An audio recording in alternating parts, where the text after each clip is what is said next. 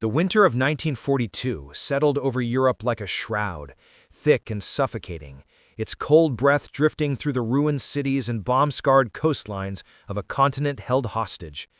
Belufofen's engines echoed less now, not because mercy had returned to the skies, but because fuel and fortune were running thin. Britain had survived the Blitz. Moscow had frozen German ambition. America had hurled itself into the war with a roar of factories and convoys that seemed endless. Yet for all this noise and fire, the Allied armies were trapped in indecision. North Africa had become a proving ground of steel and sand, but beyond those dunes lay the real challenge: Europe itself, fortified, waiting, watching. The question hung over every headquarters, every map table, every sleepless officer leaning over charts at 3 in the morning. Where do we strike next?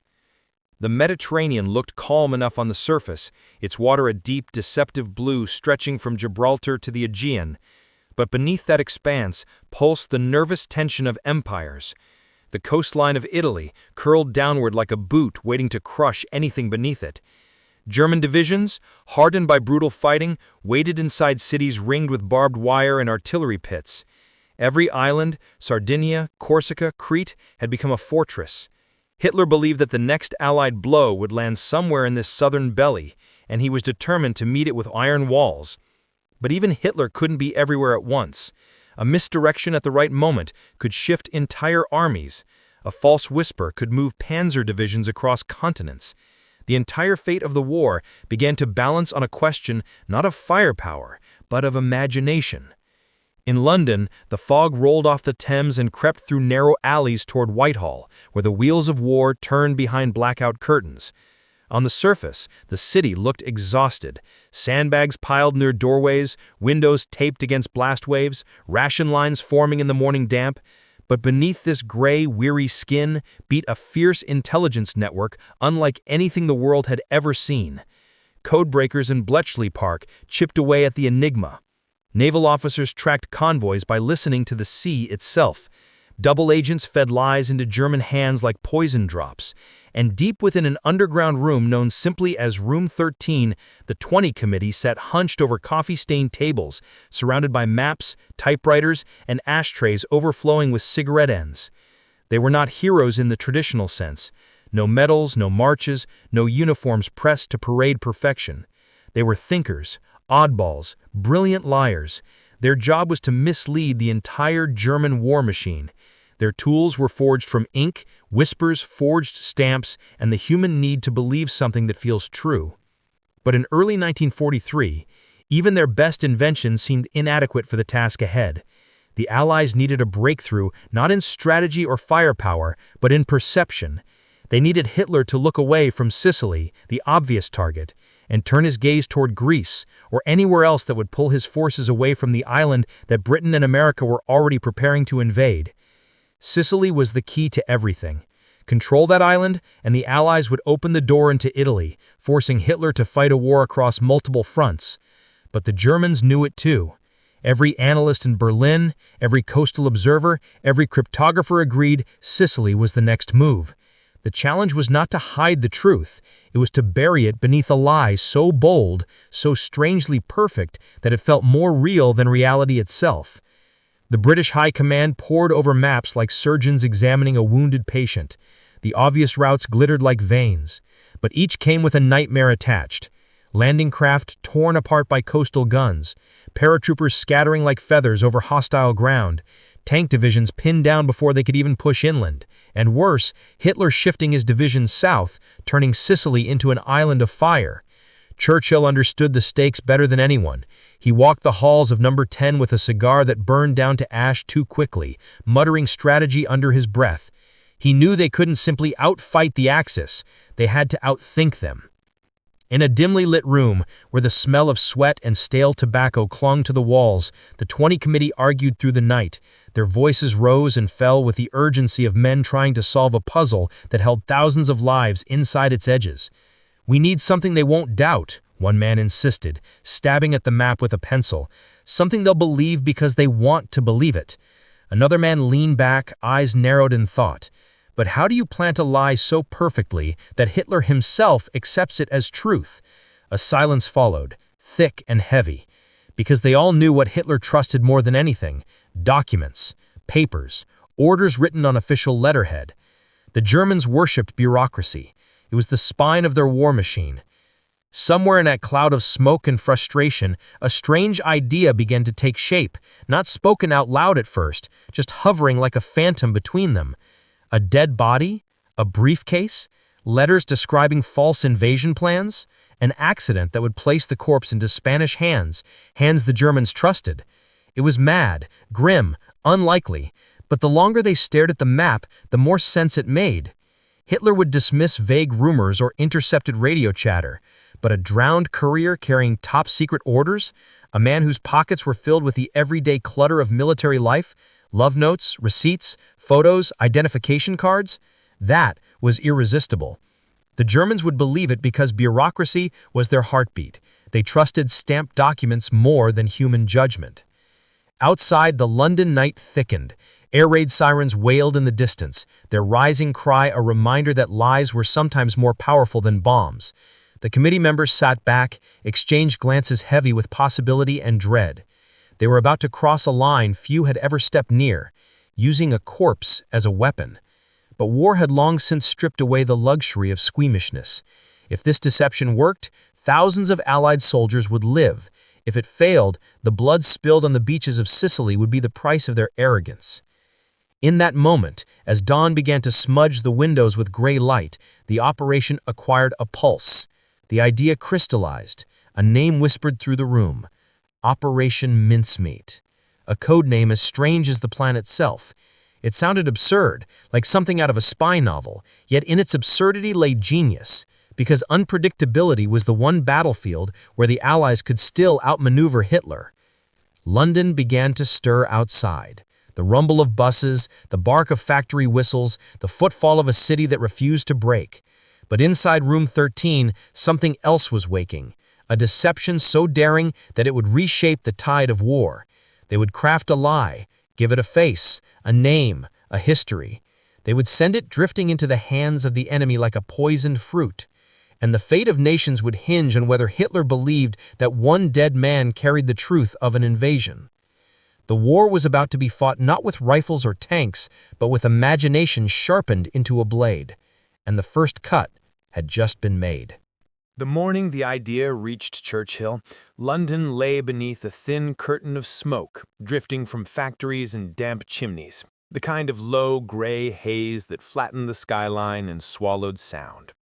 Inside the underground war rooms, where the air always smelled faintly of old paper, ink, and the sweat of sleepless officers, the Prime Minister walked with his trademark rolling stride, a half-burned cigar clamped between his teeth.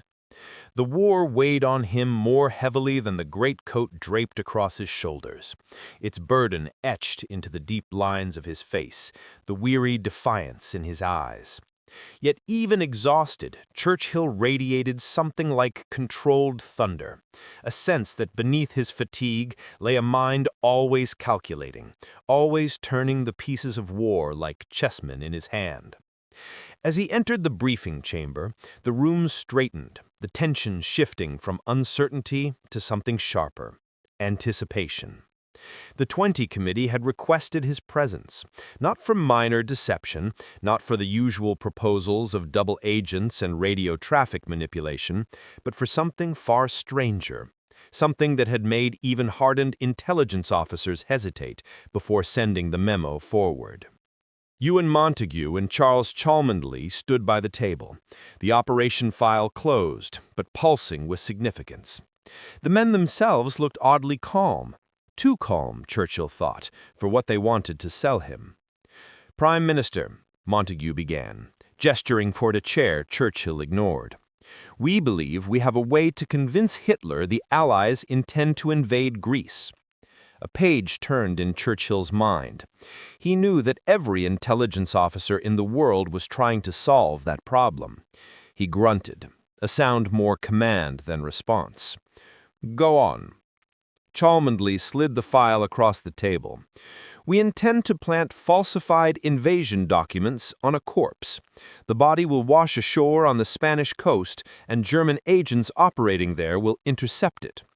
Churchill stared at them as though waiting for the punchline. When none came, he lowered himself into the chair and tapped ash from his cigar onto the tray. A corpse? You mean to use a dead man as a courier? Montague met his gaze without wavering. Yes, sir.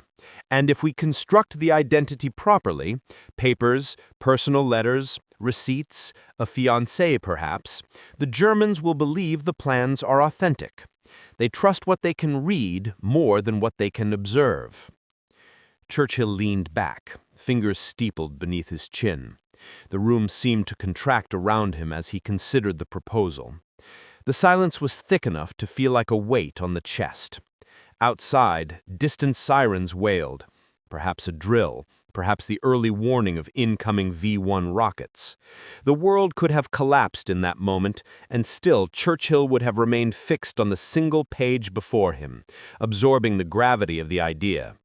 A body, a suitcase of lies, a deception so brazen it might just bypass suspicion entirely. The Germans were confident, but confidence was a weakness. They believed themselves masters of strategy, and masters were often the easiest to fool. But the moral dimension lingered, using a dead man as a tool of war. Even for a man hardened by years of conflict, there was something chillingly intimate about the concept. One did not simply borrow the dead. One had to honor them, even in deceit. But war left no room for delicate sensibilities. It consumed options like fire consumes oxygen, leaving only the harsh choices behind. Churchill exhaled, smoke swirling upward like a ghost. Who would this man be? He asked, the question loaded with implication. Cholmondeley answered. He must be someone believable as a Royal Marine officer, someone whose death at sea appears accidental, someone whose pockets tell the story we need the Germans to read. Churchill slowly nodded, the idea sinking deeper. The operation was grotesque, yes, but genius often appeared unsettling at first glance, and desperation made strange bedfellows of morality and necessity. He rose from his chair and walked toward the map plastered across the far wall, a vast canvas of Europe, the Mediterranean glinting in pale blue beneath clusters of colored pins marking troop positions. His thick fingers traced the arc from North Africa to Sicily, then swept eastward toward Greece. If we strike Sicily, Hitler will expect it. But if he looks to Greece, he will drain his forces from the island, leaving it weak. We may take it quickly, spare thousands of British and American boys the slaughter. He paused, then glanced over his shoulder, the edge of a grim smile pulling at his mouth. A dead man may save countless living ones. That line seemed to cement the idea in his mind. Churchill turned fully, eyes blazing now with the fierce, calculating fire that had carried Britain through its darkest hours. "Tell me," he said, "do you believe this will work?" Montague did not hesitate. "Yes, Prime Minister. The Germans believe themselves brilliant. They believe us predictable. This plan uses their certainty against them." Churchill leaned closer, resting both hands on the table. "And if the Spaniards hand the documents back unopened, then the operation fails quietly," Cholmondeley replied. "The Germans will never know we tried." Churchill gave a single sharp nod. "Better to try a bold stroke than die by caution." He closed the file and tapped it twice, a gesture that felt like sealing a pact. "Gentlemen," he said, voice low but resonant with command, "this is the kind of deception that may alter the axis of war. The Germans are like a bull. Charge their eyes with red, and they will race toward it with all the fury of their pride. We shall give them red." He drew a long breath, then delivered the line that would echo through the corridors of intelligence for decades. In war, truth is so precious that she must always be attended by a bodyguard of lies. He snapped the file open again, signed the authorization, and pushed it back across the table. "You have my approval. Proceed. But remember, a single doubt, a single inconsistency, and the whole scheme collapses. Make Major Martin real enough to fool the devil himself." With that, Churchill crushed his cigar in the ashtray, straightened his coat, and strode out of the room with the confidence of a man who had just gambled everything on the most unlikely of strategies. Behind him, Montague and Cholmondeley stood in stunned silence, the enormity of what lay ahead settling on their shoulders like the weight of the war itself. The corridor outside hummed with the frenetic energy of Britain at war. Telephones ringing, boots striking stone floors, urgent whispers echoing through narrow passageways. But in that briefing room, a new and dangerous stillness took shape. The lie had been born. Now they had to give it flesh, breath, identity. A dead man needed a life convincing enough to mislead an empire. And the operation, now set in motion by Churchill's signature, could not be undone. And somewhere, in the vast machinery of the war effort, in morgues and storage rooms and hidden files, the search for a man who could fool Hitler had already begun. The idea, as wild and macabre as it seemed, did not arrive fully formed.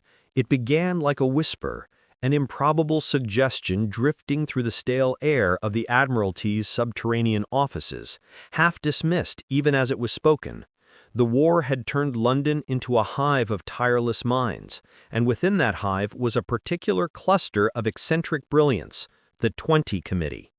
Their headquarters was a cramped, smoke-thickened room with walls stained by years of tobacco and maps pinned at strange angles. The men who gathered there were not warriors in the conventional sense. They were odd thinkers, puzzle solvers, men with imaginations sharpened by necessity and sleeplessness.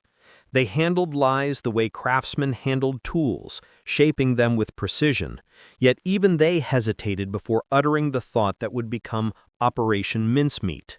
It came from the corrupted edges of the imagination, a dark, audacious leap into territory where morality blurred and desperation reigned. And yet there it was. A dead man could carry a lie more convincingly than any living spy. The spark originated months earlier in a dusty, overlooked corner of British intelligence, a memorandum unimaginatively titled The Trout Memo, a collection of deceptive strategies compared to the art of fishing. Among its dozens of suggestions lay one strange line, almost a joke. A corpse dressed as a soldier, carrying misleading documents, dropped to deceive the enemy. Most who had read the memo had laughed it off, the sort of outlandish tactic only written down to fill space. But now, with the fate of Sicily, and perhaps the entire war, hinging on fooling Adolf Hitler, the absurd no longer felt impossible. Sometimes the irrational became the only logical path forward. Montague remembered the moment the idea slid from the realm of lunacy into plausibility. It was late evening, the kind where London's blackout turned the world into shades of void. The team sat around a table cluttered with teacups, cigarette butts, and half-burned documents. Cholmondeley leaned back in his chair, staring at a map of the Mediterranean until the coastlines blurred. If we can't make the real plans invisible, then we must make the false ones irresistible. Montague looked up, eyebrows raised. Irresistible? Cholmondeley nodded. Something too tempting, too perfectly believable. Silence hovered over them, thick and charged. Then Montague said it, softly, his voice almost swallowed by the hum of war outside. What about the corpse? There was a pause, then an uneasy laugh. Someone tapped ash into a mug. Another muttered, "Christ, that old idea?" But Montague didn't smile. His expression was intent, the way a man looks when he's found a path through a wilderness. "Think about it," he insisted, leaning forward. "A real body, a real uniform, real papers. The Germans will never suspect the dead." Around the table, eyes sharpened. The ordinary resistance to such grisly planning began to erode beneath the relentless logic of war. The discussion grew tighter, more deliberate. Could they find a body suitable? Could they craft an identity strong enough to survive scrutiny? Could they shape this grisly tool into something Hitler would swallow whole? The ethical discomfort remained, hovering like a ghost between them. Even in war, using a corpse felt intimate, invasive, yet the stakes pressed against every hesitation. The deception had to be perfect. The Germans were not fools. Their intelligence services, though riddled with British double agents, still possessed sharp instincts. If anything was off, if the papers looked staged, if the man seemed implausible, if the items in his pockets didn't match the life he was supposed to have lived, the entire plan would collapse, perhaps taking the invasion of Sicily with it. Perfection was not a luxury, it was survival. The mood in the room changed, shifting from theoretical to urgent. Cholmondeley stood and paced, hands clasped behind his back. He said, "Let's say we do this. How do we deliver the body?" That question opened the door to the next layer of audacity. They debated tides, Spanish politics, German agents, the coastal patrols of a country that pretended neutrality while dancing dangerously close to Axis influence. Spain was the key. Its government outwardly claimed neutrality, but privately cooperated with Berlin. A body washing ashore on its coastline, carrying secret Allied documents, well, that would be irresistible to the Nazi intelligence officers embedded in Madrid. Hours passed. Cigarettes burned down. The maps on the table grew crowded with scribbled arrows and tides. Gradually, the initial horror of the idea gave way to the thrill of possibility. A corpse drifting ashore with a locked briefcase chained to his wrist, a waterproof container of letters written in carefully forged handwriting, identity papers marked by the wear and tear of an authentic life, incidental items, a theater ticket, a bill for a shirt, love letters, keys, that added soul to the ruse. A life could be constructed from fragments. A man could be built from paper. Montague said it out loud. He must feel real enough that a German officer will believe he knows him. They were crafting a ghost, a perfect ghost. By dawn, after hours of rigorous debate, the idea no longer seemed insane. It seemed inevitable. They had tried predictable deceptions, now they needed unpredictability. They had tried subtlety, now they needed theater. And so the corpse, once a footnote in an obscure memo, became the central pillar of a deception that might save thousands. As the first pale light filtered through the blackout curtains, Montague closed the file with an air of finality. He said, "We will present this to the Prime Minister." No one argued. The decision was made. Once Churchill approved it, as they suspected he might, there would be no turning back. Outside, the city rumbled, awake under a sky tinged with the reddish haze of distant fires. Another night of bombers had crossed overhead, and London bore the scars. But in that battered city, beneath its cracked pavements and sandbagged doorways, something extraordinary had been born. A deception unlike anything attempted in the long, bloody history of warfare.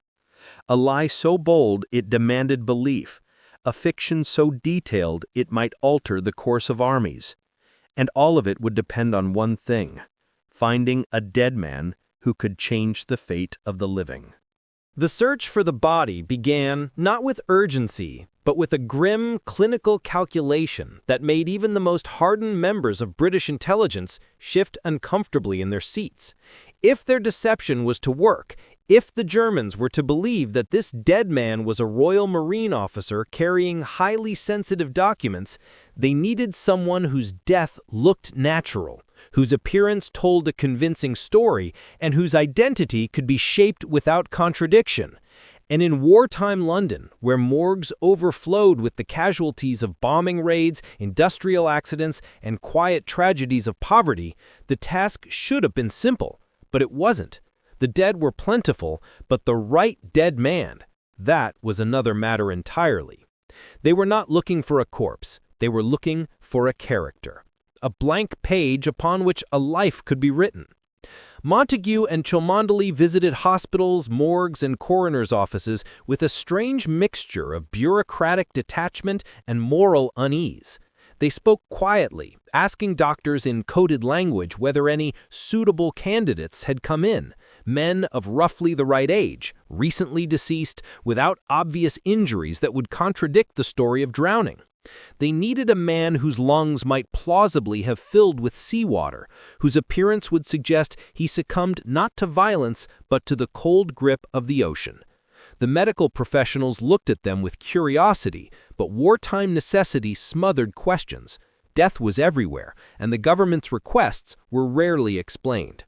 Days passed. Files were examined, bodies inspected, each one dismissed for reasons that felt both logical and disturbingly matter-of-fact. This one died of burns, no good. That one was disfigured, unusable. Another was too old, another too young, another frail or too obviously sick.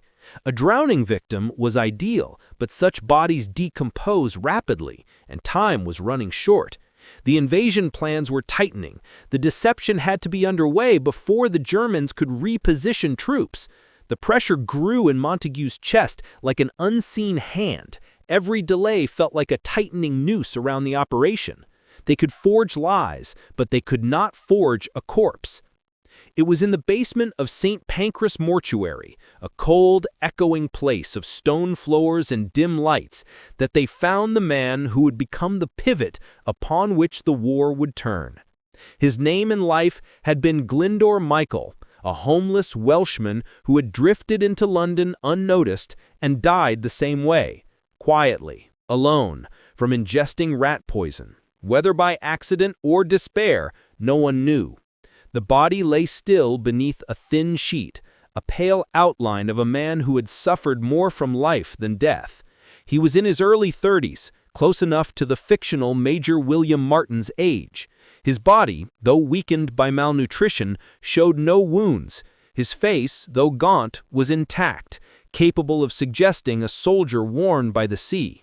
But the greatest advantage, something macabre as it was essential, was that the poison that killed him left no easily identifiable marks. If the Spanish coroners did not dig too deeply, they might assume drowning. Montague stood over the body silent, his breath fogging in the cold air. There was something humbling, almost sacred about the moment. Here lay a man who had slipped through society unnoticed, invisible among the thousands of forgotten souls swallowed by wartime chaos. And now in death, he was being asked to serve one final monumental purpose. It felt wrong to call it honor, wrong to call it duty, and yet the words hovered anyway. Glyndwr Michael had been a ghost in life. Now he would become a ghost in the war, one powerful enough to alter armies. Montague whispered, almost to himself, "He will save thousands." Still, the ethical weight settled heavily. Using a corpse was one thing. Using this corpse was another. The 20 Committee insisted that everything be done respectfully and legally. They sought permission from the coroner, explaining only that the body was needed for an operation of paramount national importance. The coroner understood the silent language of war. With a solemn nod, he granted them access. But before Montague agreed fully, he made one thing clear. Glyndwr Michael would not be desecrated. His body would be treated with dignity, he would be buried with honor after the operation. And somewhere, in some quiet file, his true identity would be recorded, not lost to the lie he would become. Preparation began immediately. The cold morgue lights flickered as pathologists assessed the body. The skin tone, the preservation window, the condition of the lungs, all discussed with an eerie normalcy. Intelligence officers hovered with notebooks, scribbling details that would later become part of Major Martin's biography. Every line in the passport, every receipt, every folded letter had to match the man before them. Cholmondeley studied the face with the critical eye of a storyteller sculpting a character. "We will give him a love interest," he murmured. "Every man his age carries a bit of romance in his pocket." Montague nodded. "And a family back home, people who care. It must all feel real." They spoke as though they were casting an actor for the role of a lifetime, except this actor could never bow, never breathe, never speak. Embalmers worked carefully, using unusual methods to preserve the body just long enough for the operation to unfold without making it appear artificially treated. Too much preparation would raise suspicion, too little, and decomposition might betray them. The balance was delicate. They dressed him in a Royal Marines uniform, pressing the fabric smooth over limbs that had suffered the indignities of poverty. On his wrist, they attached the briefcase chain. Inside that briefcase lay the documents, false letters between generals, maps suggesting an Allied invasion of Greece, administrative chatter meant to reinforce authenticity. But the real genius lay not in the official papers, but in the personal items. These pocket litter, as they called them, would give Major William Martin life. Keys to an apartment that never existed, a bill for a new shirt, a photograph of a beautiful fiancée named Pam, love letters written in careful, smudged ink, an overdraft letter, theater ticket stubs, all designed not merely to fool, but to disarm suspicion by feeling human. When they finished dressing him, the transformation was unsettling and profound. Glyndor Michael had vanished. In his place lay Major William Martin of the Royal Marines, complete with uniform, papers, and a life that never was. He looked almost peaceful, as though dreaming some final, impossible dream. Montague stared at the body for a long time, absorbing the weight of what they had created. It was more than a deception. It was a character carved into flesh, a lie given a heartbeat. And though that heart would never beat again, it would move armies. The final task was transportation.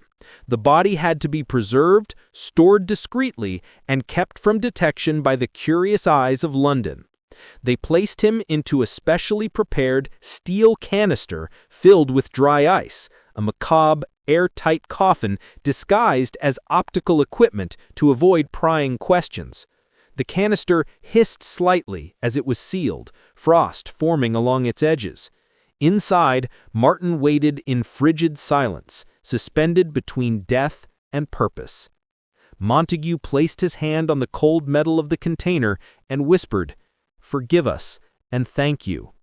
It was not a prayer nor an apology, but something stranger, a recognition that history sometimes required impossible acts.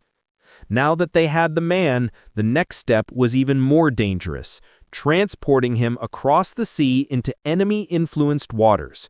The lie had been built, but for it to live, it had to travel, and the ocean, indifferent and immense, waited to receive its most unusual passenger. The work that followed was unlike anything British intelligence had attempted before. Part science, part theater, part grim devotion. Preparing the body for its journey was not simply a matter of dressing it and attaching a briefcase. It required a meticulous choreography of biology, chemistry, artistry, and deception, so detailed that even a suspicious coroner, let alone a seasoned German spy, would believe the story written into the flesh. Every breathless hour spent on this preparation carried a weight the entire team felt in their bones. The success of the invasion of Sicily, the lives of tens of thousands of Allied soldiers, the momentum of the war itself, all of it rested on a corpse that could tell no lies unless they were crafted into him. The steel canister containing the body sat in a refrigerated room beneath the Admiralty, a place of low voices, cold air, and purposeful movement. Frost rimed the edges of the container, and inside it, Major William Martin, who had never lived, waited like a frozen secret.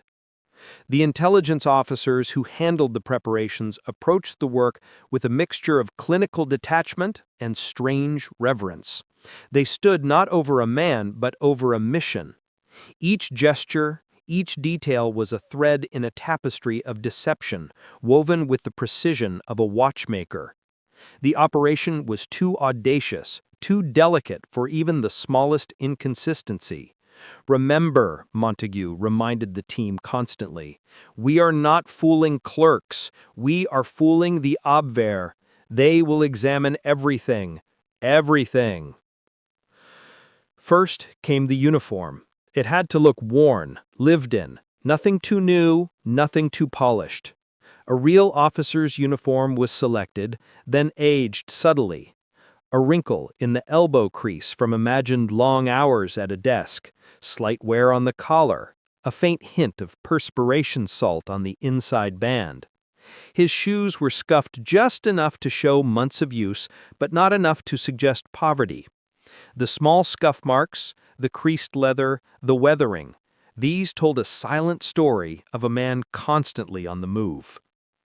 Next came the pocket litter, the humanizing debris of an invented life. Intelligence officers crowded around the table as items were laid out, rearranged, scrutinized, removed, replaced. There was no margin for error.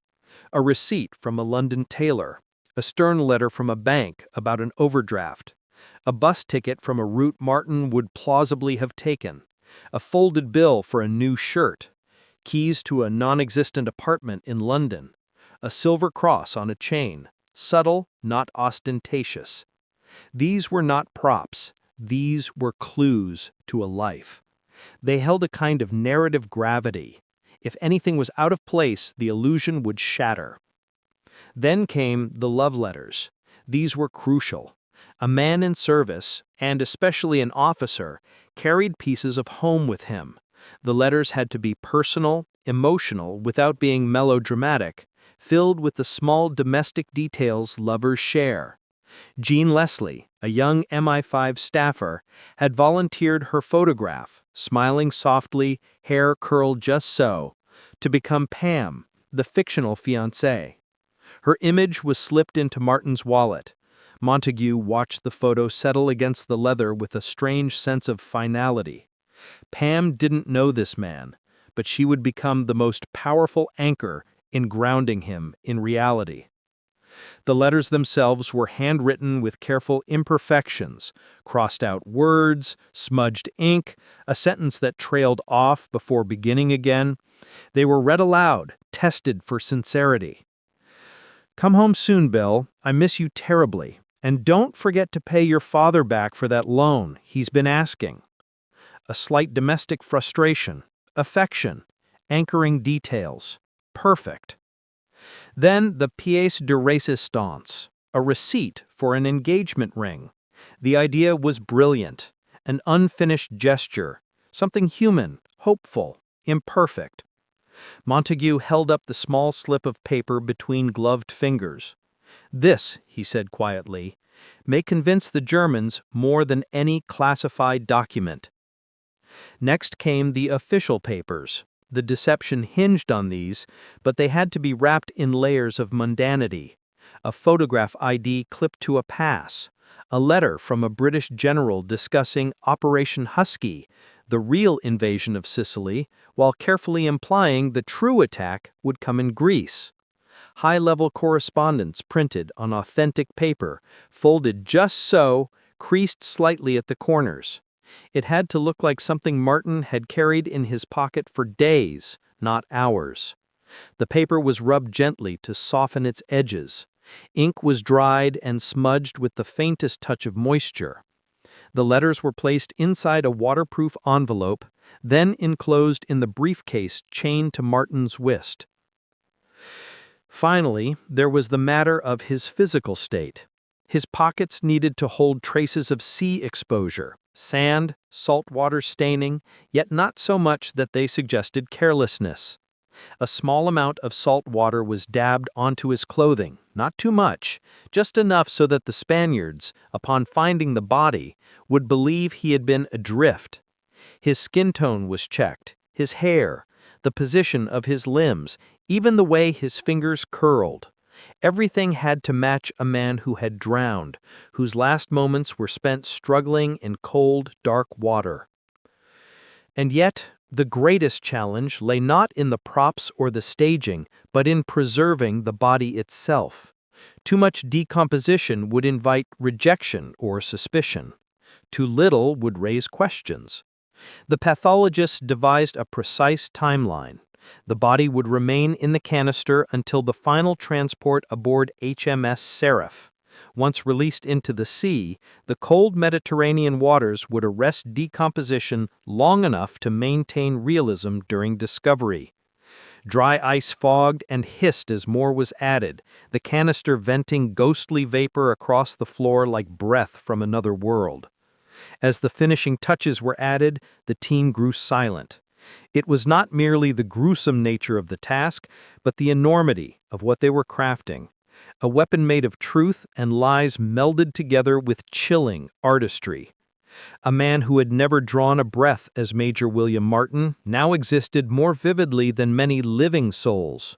The file describing his life grew thick with details. His education, his family, his hobbies, even a supposed moment of clumsiness noted in his fictional naval record. Fiction must be detailed, Montague reminded them constantly. Reality rarely needs to explain itself. Lies do. When the preparations were done, the body was placed back into the canister.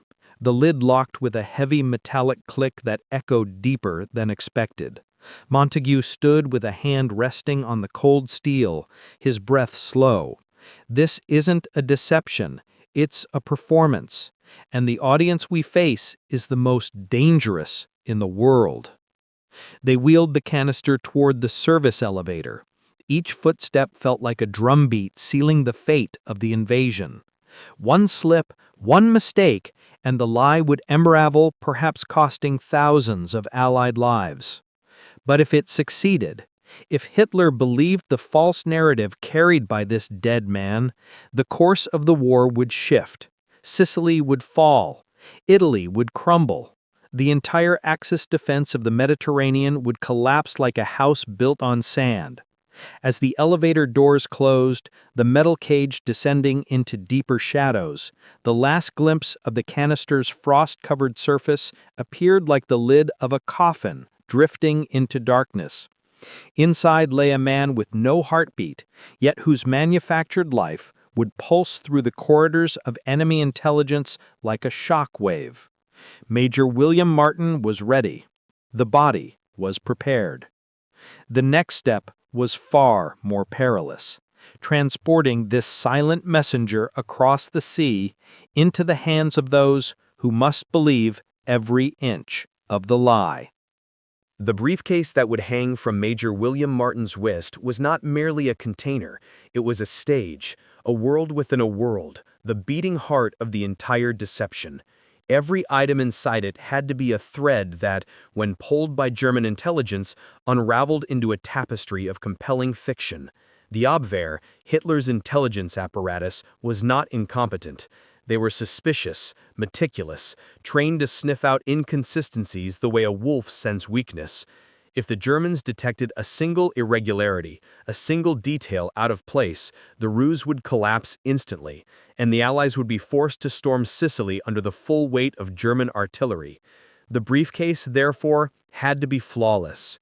The team gathered in a cramped intelligence room whose windows were painted black against bombing raids, the only illumination coming from a single overhead lamp that cast sharp shadows across the table. On it lay the empty briefcase, brown leather, worn in the corners, the sort favored by field officers traveling between command posts.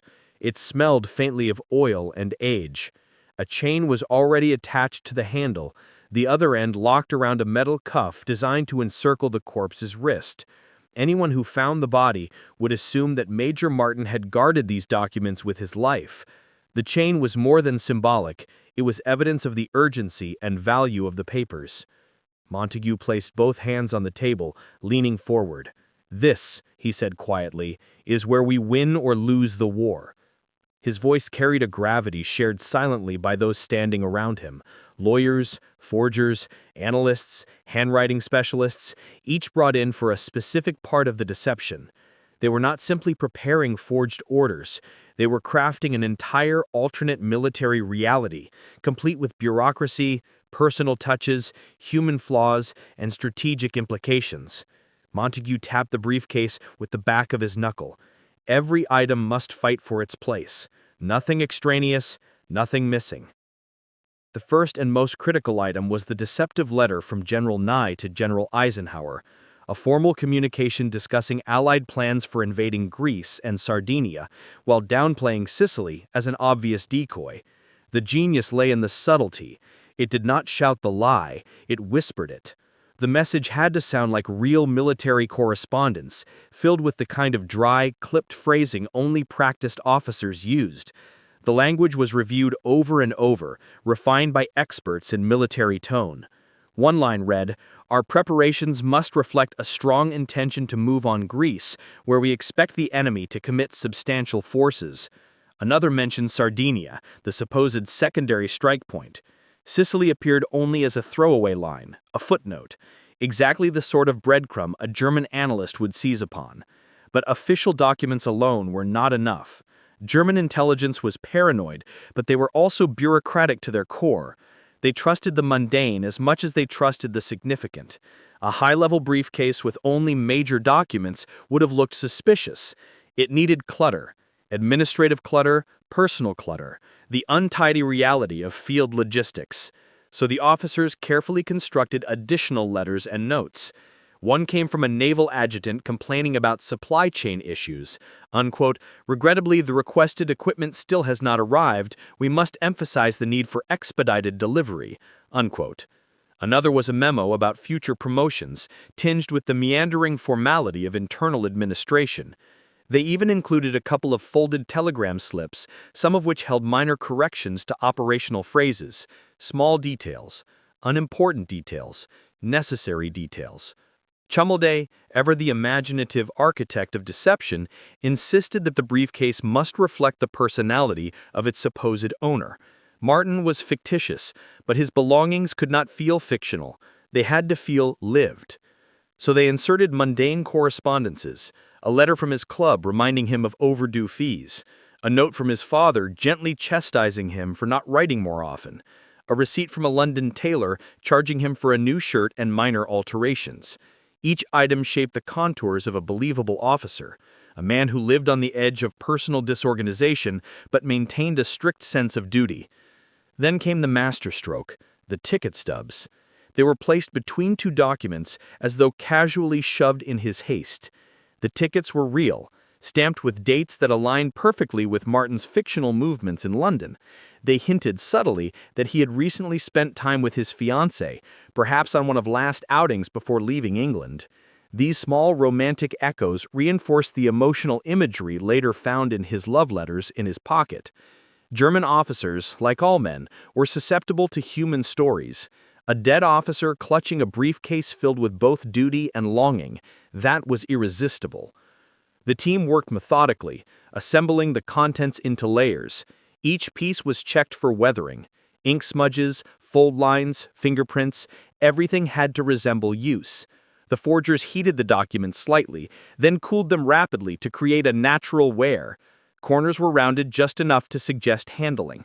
The briefcase's leather was rubbed subtly with a cloth soaked in salt water, giving it the faint, stiff texture of something that had been exposed to sea air but not submerged long enough to be ruined.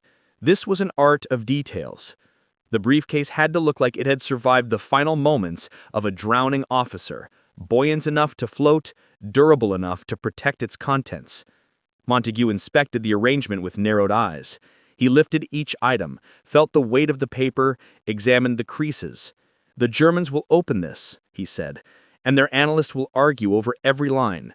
They will search for meaning in every small error. They will trust it only if it looks natural, messy, human." He moved one letter from the top of the stack to the middle. This must not look prepared, it must look lived in. A final addition was made, a sealed letter addressed to Pam, never intended to be opened, only meant to evoke curiosity in case the Spanish or Germans leafed through the briefcase's contents. The envelope was slightly stained from the salt water dabbed on the briefcase exterior. That stain was no accident, it signaled a believable timeline of exposure. Everything in the briefcase told a story, and every story led to Greece. When the contents were finalized, Montague gave a long exhale. "Close it." The briefcase snapped shut with a decisive click, the sound of a door sealing behind them. There was no going back. The lie was complete. All that remained was to place it in the hands of the dead. The team moved to the cold storage chamber where Martin's body waited in the canister. The air smelled of dry ice and faint chemical preservative. They lifted the corpse with careful, reverential coordination. 4 men supporting him, as though he were a wounded comrade rather than a man long gone. They slid the cuff around his wrist, tightening it until the metal pressed into the skin. It looked natural, as though he had worn it in life. The briefcase hung from his arm, heavy with its secrets. Montague stepped back, gaze fixed on the tableau. "This," he murmured, "is the most important briefcase in the world." The corpse lay still, dressed in uniform, chained to a treasure trove of crafted lies, ready to mislead an empire. Now everything depended on delivering him across the sea, without discovery, without decay, without error. The next step would push the operation beyond London's walls and into the cold, unpredictable embrace of the Mediterranean. And the clock, one that none of them could see, had already begun to tick. The canister containing Major William Martin, cold, silent, and heavy with deception, was transported under cover of night to the Scottish port of Holy Loch, where one of the Royal Navy's most disciplined crews awaited orders they barely understood. The submarine, HMS Seraph, sleek and dark as a shark beneath the moon's thin light, rested at the pier with engines idling in a low, mechanical hum. Her captain, Lieutenant Commander Bill Jewell, stood on the bridge with hands clasped behind his back, the brim of his cap shadowing eyes that had seen the strange and improbable many times in this war. Yet even he felt a prickling unease when presented with the sealed canister and its chilling contents. He had been briefed only in fragments, enough to know the stakes, not enough to ask the wrong questions. "This container," the courier told him, "is carrying equipment necessary for deception operations. Treat it with absolute discretion." Jewell understood the phrase absolute discretion in wartime. It meant do what you're told and ask nothing. The crew moved the canister aboard under the pretense of loading optical equipment, just as the false label indicated. They wrestled with the heavy cylinder down the narrow hatch, its metal sides covered with frost that cracked and flaked under their hands. The cold vapor rolled off it like breath from the underworld. The sailors exchanged uneasy glances, sensing something unnatural inside. But Jewell's sharp voice cut through their doubt. "You'll not speak a word about what's in there. Do your duty." And that was enough. British submariners did not require explanations, only orders. Once stowed securely in the forward compartment, the Seraph slipped away from the dock like a shadow dissolving into deeper darkness. Her engines thrummed with steady power as she dove beneath the churning surface, leaving the safety of the Scottish coast behind. The water closed over her with a sullen hiss, sealing the crew inside a cramped world of steel, machinery, and constant alertness. The submarine smelled of oil, metal, sweat, and recycled air, the signature scent of war fought in confined spaces. Every man aboard knew the mission was special, though few knew its nature. They felt its weight in the tightness of their captain's jaw, in the way senior officers whispered among themselves, in the strange presence of that frosted canister no one was allowed to open. The journey south through the Atlantic was days long, with the Seraph weaving between patrol routes of German U-boats and enemy aircraft. The threat of depth charges lurked constantly, the crew listening for the telltale thump of sonar pings that meant the hunter had become the hunted. But beneath the tension, something else simmered: curiosity. Seamen spoke in hushed tones during off-watch hours. What kind of equipment needs to be kept frozen? Why Scotland to Spain? Why not a surface vessel? But discipline smothered speculation. Orders were orders, and submarines were built on silence. The canister hissed softly as its dry ice evaporated in steady pulses. Jewell checked on it personally each day, standing over the sealed steel drum like a priest guarding a reliquary. There was a sense, irrational yet undeniable, that something living existed inside that dead metal, a secret with its own heartbeat. The closer they came to their destination, the heavier the air felt, as though the submarine itself understood the magnitude of what it carried. As they crossed the Bay of Biscay, a notorious stretch of hostile water where German aircraft prowled constantly, the crew moved with heightened caution. The submarine skated through the deep, its hull creaking under pressure. The tension was palpable, coiling through the confined space like a living thing. One sudden dive could send the canister rolling. One depth charge could destroy everything: the body, the documents, the operation, and with it the entire Allied plan for invading Sicily. Jules knew this. He barely slept. Each hour brought them closer to the moment that would determine whether the greatest deception of the war would succeed or vanish into the abyss. On the sixth day, the coast of Spain loomed faintly on the horizon, dark ridges rising from the sea like the spine of some ancient creature. They were nearing the Gulf of Cadiz, the area chosen for the body to wash ashore. Spain's official neutrality hid a fierce undercurrent of German influence. Abwehr agents hovered openly in coastal towns, hungry for Allied secrets. The plan relied on them taking the bait, and taking it quickly. But first, the body had to be placed in the sea in a way that would look like tragic accident rather than deliberate delivery. Jules assembled his officers in the cramped wardroom. The atmosphere was thick, the air electric. He looked at each man before speaking. "This mission," he said, "is now clear to me. That container contains a corpse carrying false documents meant to deceive the Germans. We will be releasing it at dawn. No one outside this room is to know the truth." The officers exchanged looks, not of shock, but of solemn understanding. The secrecy made sense now: the frost, the canister, the silence. One officer whispered, "Poor bastard," and no one disagreed. Before dawn on April 30th, 1943, the Seraph surfaced under a sky still wrapped in darkness. The sea was calm, a slow-breathing swell that mirrored the tension within the submarine. Jules gave the order to bring up the canister. The crew lifted it through the hatch with careful strength, the metal steaming as the warmer air hit it. They laid it on the deck where the cold wind rolled over it like a parting shroud. Jules dismissed all but the corps officers. No unnecessary eyes, no unnecessary witnesses. The fewer people who knew this lie, the cleaner it would remain. With gloved hands stiff from cold, they opened the canister. A hush fell over them as frost spilled out in white curls. Inside lay the body, Major William Martin, his face pale, his Royal Marines uniform rumpled just enough to look real. His hair was combed, his jaw slack in a peaceful, almost noble repose.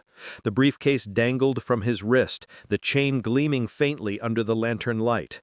The officers stood in silence, struck by the solemn weight of the moment.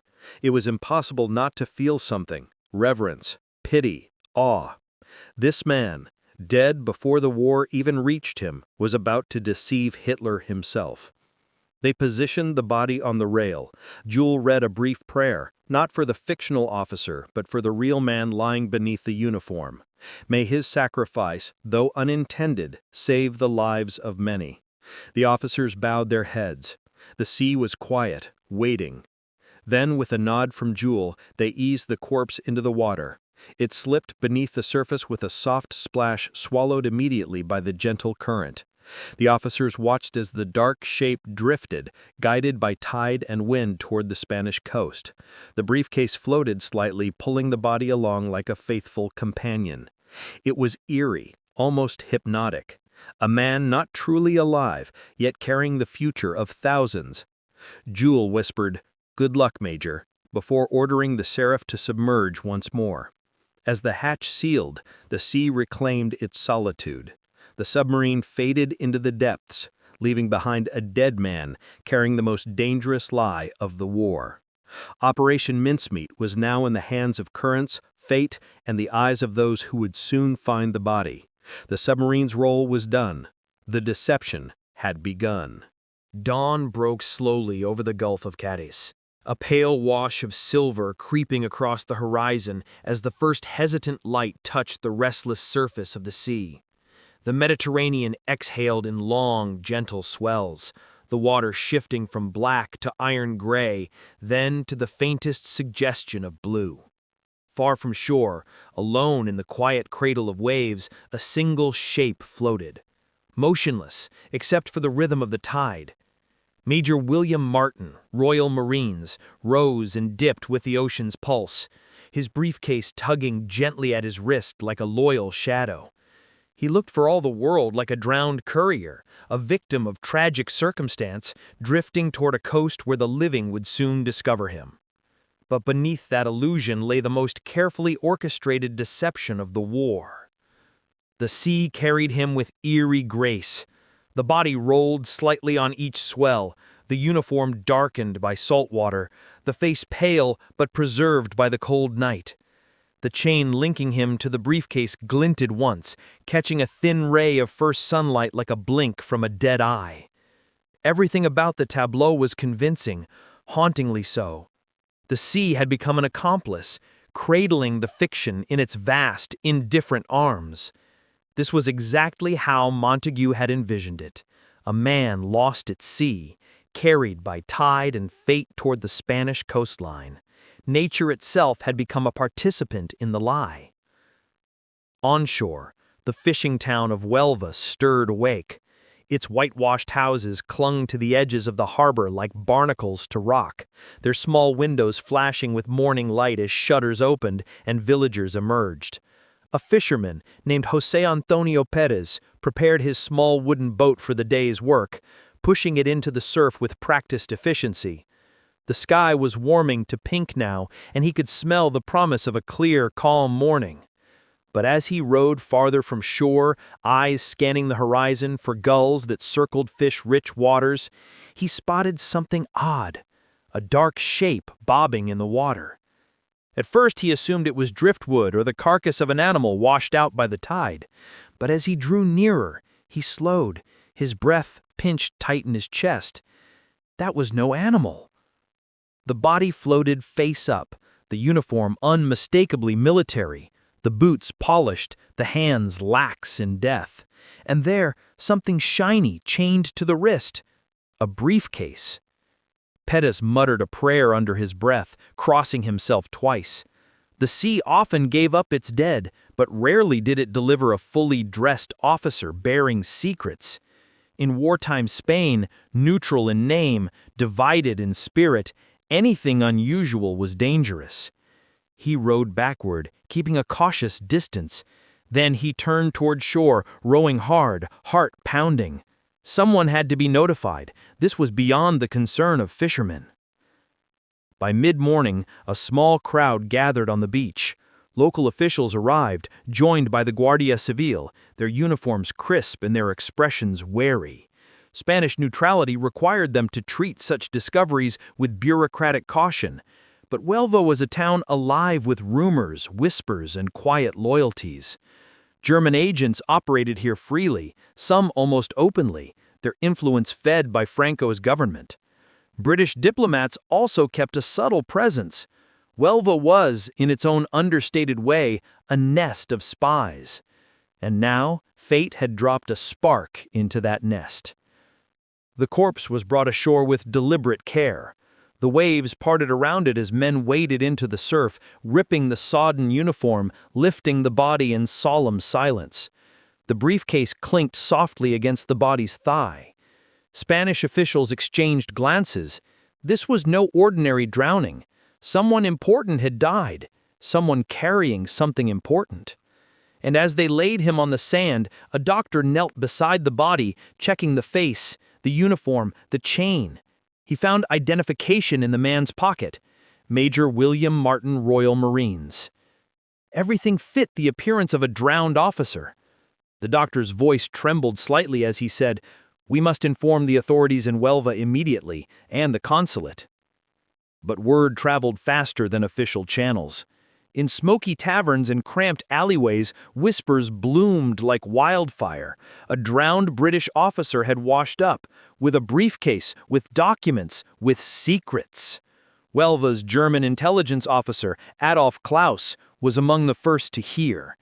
He had eyes and ears everywhere, waiters, clerks, even fishermen who owed him favors. By noon, he was already walking briskly along the waterfront, coat flapping in the wind, eyes fixed on the cluster of Spanish officials gathered around the covered body. The lie had found its intended audience. Meanwhile, the British vice-consul in Huelva, Francis Haselden, received the news with a shock he did not have to feign. Even though he had been quietly briefed on an operation involving certain sensitive materials, he had not been told the exact moment or place of discovery. So when local officials summoned him to identify the dead officer, his reaction, his stiff posture, his pale face, his hurried steps, looked painfully authentic. His role was crucial. He had to appear desperate to recover the briefcase, but not too desperate. He had to play a man caught between grief and duty. By early afternoon, the body lay in the mortuary of Huelva's small hospital, candles flickering against the tiled walls. The room smelled of disinfectant and sea brine. Haselden stood over the corpse with a somber expression, whispering quietly, "Poor Martin, poor boy." Spanish officials watched him, noting his sorrow, his urgency, his insistence that the briefcase be returned to him immediately as a matter of utmost importance. And, as intended, their suspicion deepened. If the British wanted it so badly, then someone else, someone with sharper instincts and sharper uniforms, would want it even more. Klaus played his role perfectly. He arrived at the mortuary hours later under the guise of diplomatic courtesy and spoke calmly with the Spanish officers. They exchanged formalities, walked the perimeter of the room, and pretended not to notice how Klaus's eyes kept drifting toward the briefcase. It was locked, sealed, official. Tempting. Spain was neutral, yes, but neutrality in wartime was a fluid thing, especially when the Germans paid well for intelligence.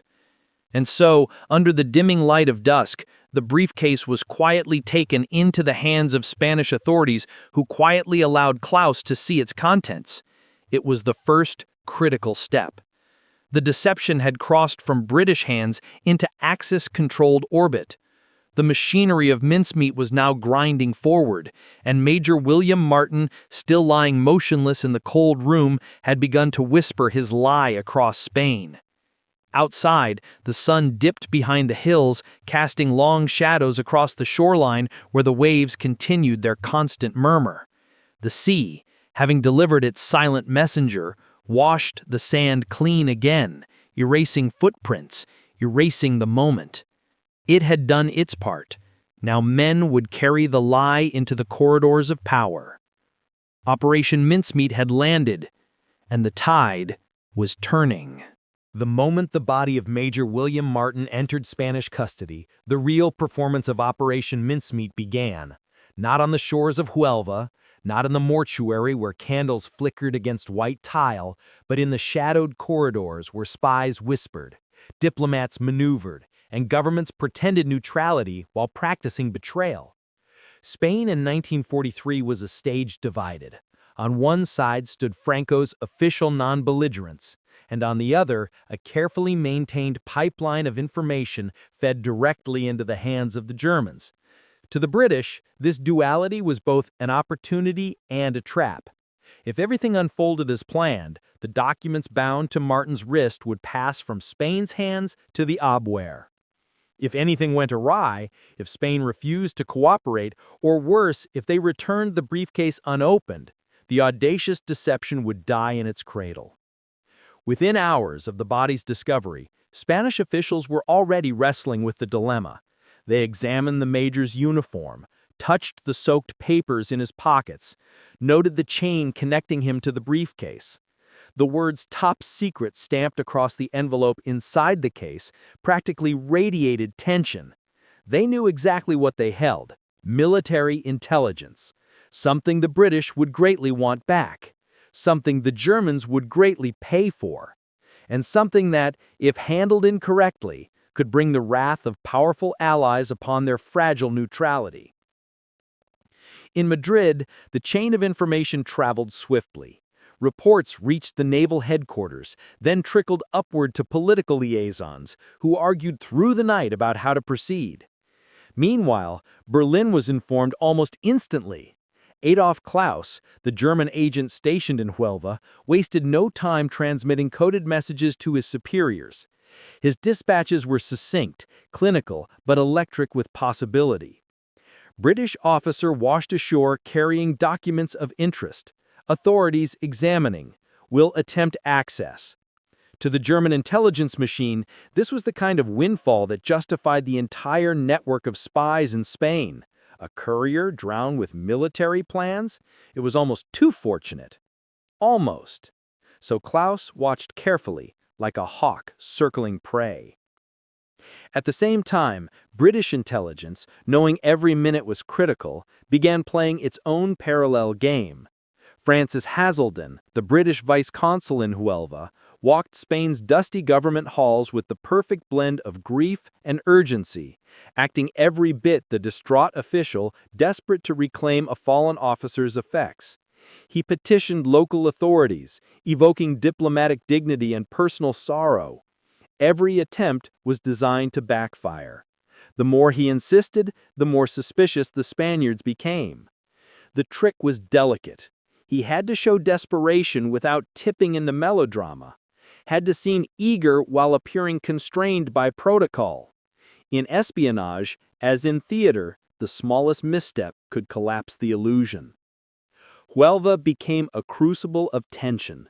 Spanish officials, caught between two powerful nations, decided, quietly, unofficially, and with the plausible deniability Franco treasured, that the documents would be examined, but not openly, not formally. No record would show their involvement. Instead, the briefcase passed behind closed doors to a small circle of trusted officers who worked in dim lamplight, carefully maneuvering the chain, forcing open seals, studying each letter while pretending not to notice how their hands trembled. They were not fools. They knew their actions tied Spain deeper into the shifting shadows of war. But temptation, once ignited, rarely extinguishes itself. Word reached Klaus. He arrived at the appointed office under the guise of routine business. The Spanish officers offered polite greetings, shared cigarettes, and spoke in elliptical phrases. No one openly admitted they were cooperating, but the implication hung between them like cigar smoke. You may look, but not touch. You may read, but not remove. The Germans needed no more. Klaus memorized what he saw with the trained eye of a practiced intelligence officer. Plans mentioning Greece, Sardinia, doubts about Sicily, operational movements, deployment schedules. It was a feast, and Klaus devoured it with meticulous hunger. But he wanted more. Photographs of the documents, full access to the briefcase, prolonged study. The Spaniards hesitated. They were willing to assist, but not to the point of violating their neutrality outright. The tension reached a razor's edge, and then fate, or rather the irresistible pull of human curiosity, settled the matter. One Spanish officer, convinced of the potential value, allowed Klaus a longer look. The Germans, without formally possessing the documents, now had enough information to justify demanding a full report. Klaus transmitted another message. Information consistent. Recommend Berlin evaluate immediately. Urgent. Meanwhile, in London, the 20s Committee monitored every scrap of diplomatic chatter flowing out of Spain. Messages intercepted at Bletchley Park hinted at German excitement. Coded phrases indicating the Abwehr believed they had stumbled upon something monumental. But excitement was not enough. The British needed proof, confirmation that the Germans not only saw the documents, but accepted them as authentic. Until then, Operation Mincemeat hung in dangerous limbo. Hazelden, still maintaining his grief-stricken facade, received word that the briefcase would be returned shortly. This was good news, though only if the Spaniards had tampered with it in just the right measure. Not too aggressively, not too carefully. It had to look like unauthorized curiosity, not sanctioned espionage. When the briefcase was finally placed in his hands, Hazelden felt the weight of it. Not physically, but conceptually. The deception had passed through the necessary fire. He opened it in private. The seals had been broken, then resealed with careful imperfection. Papers had been displaced slightly. There were faint traces, barely perceptible, indicating the envelope had been opened. Perfect. The Spaniards, in their secrecy, had done exactly what the operation required. He transmitted the update to London in coded form. Montague received the report with a faint smile. His hands, which had trembled slightly in anticipation, steadied. He opened it. He bloody opened it. The room erupted in quiet celebration, but the work was not done.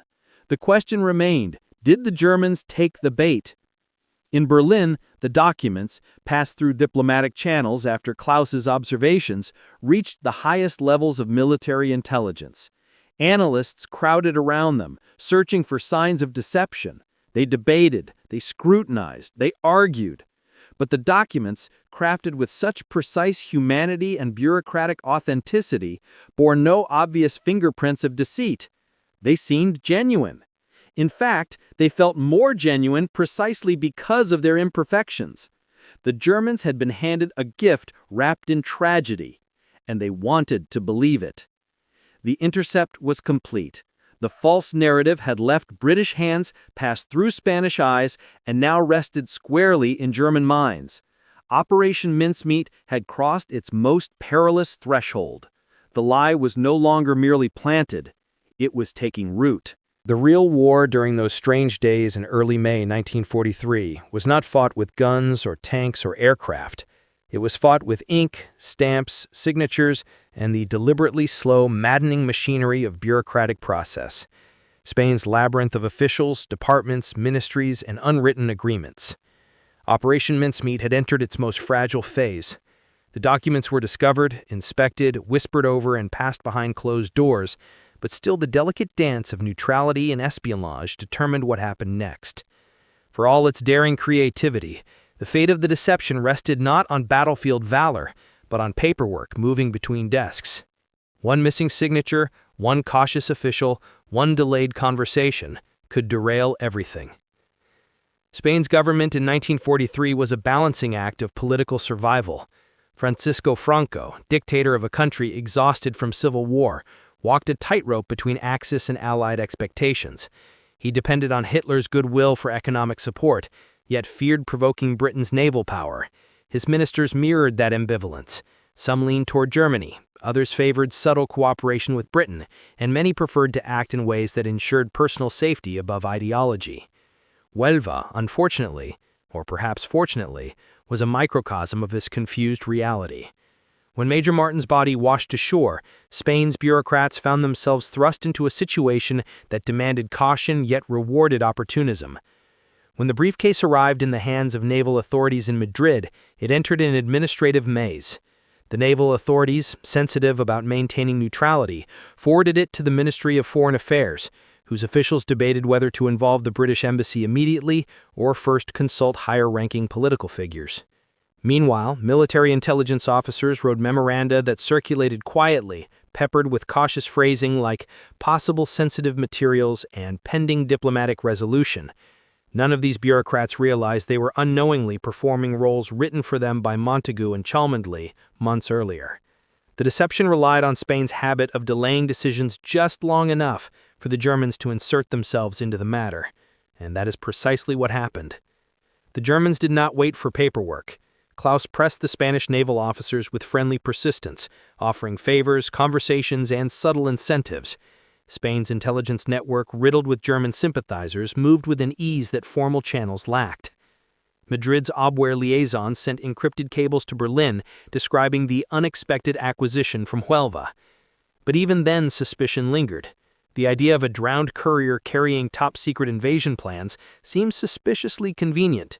But the documents looked and felt authentic, aged by water and wear, written in the clipped, dried tone of British military bureaucracy. German analysts, trained in pattern recognition, saw no anomalies. Their instinct was that this find was valuable. Their ego insisted it was legitimate.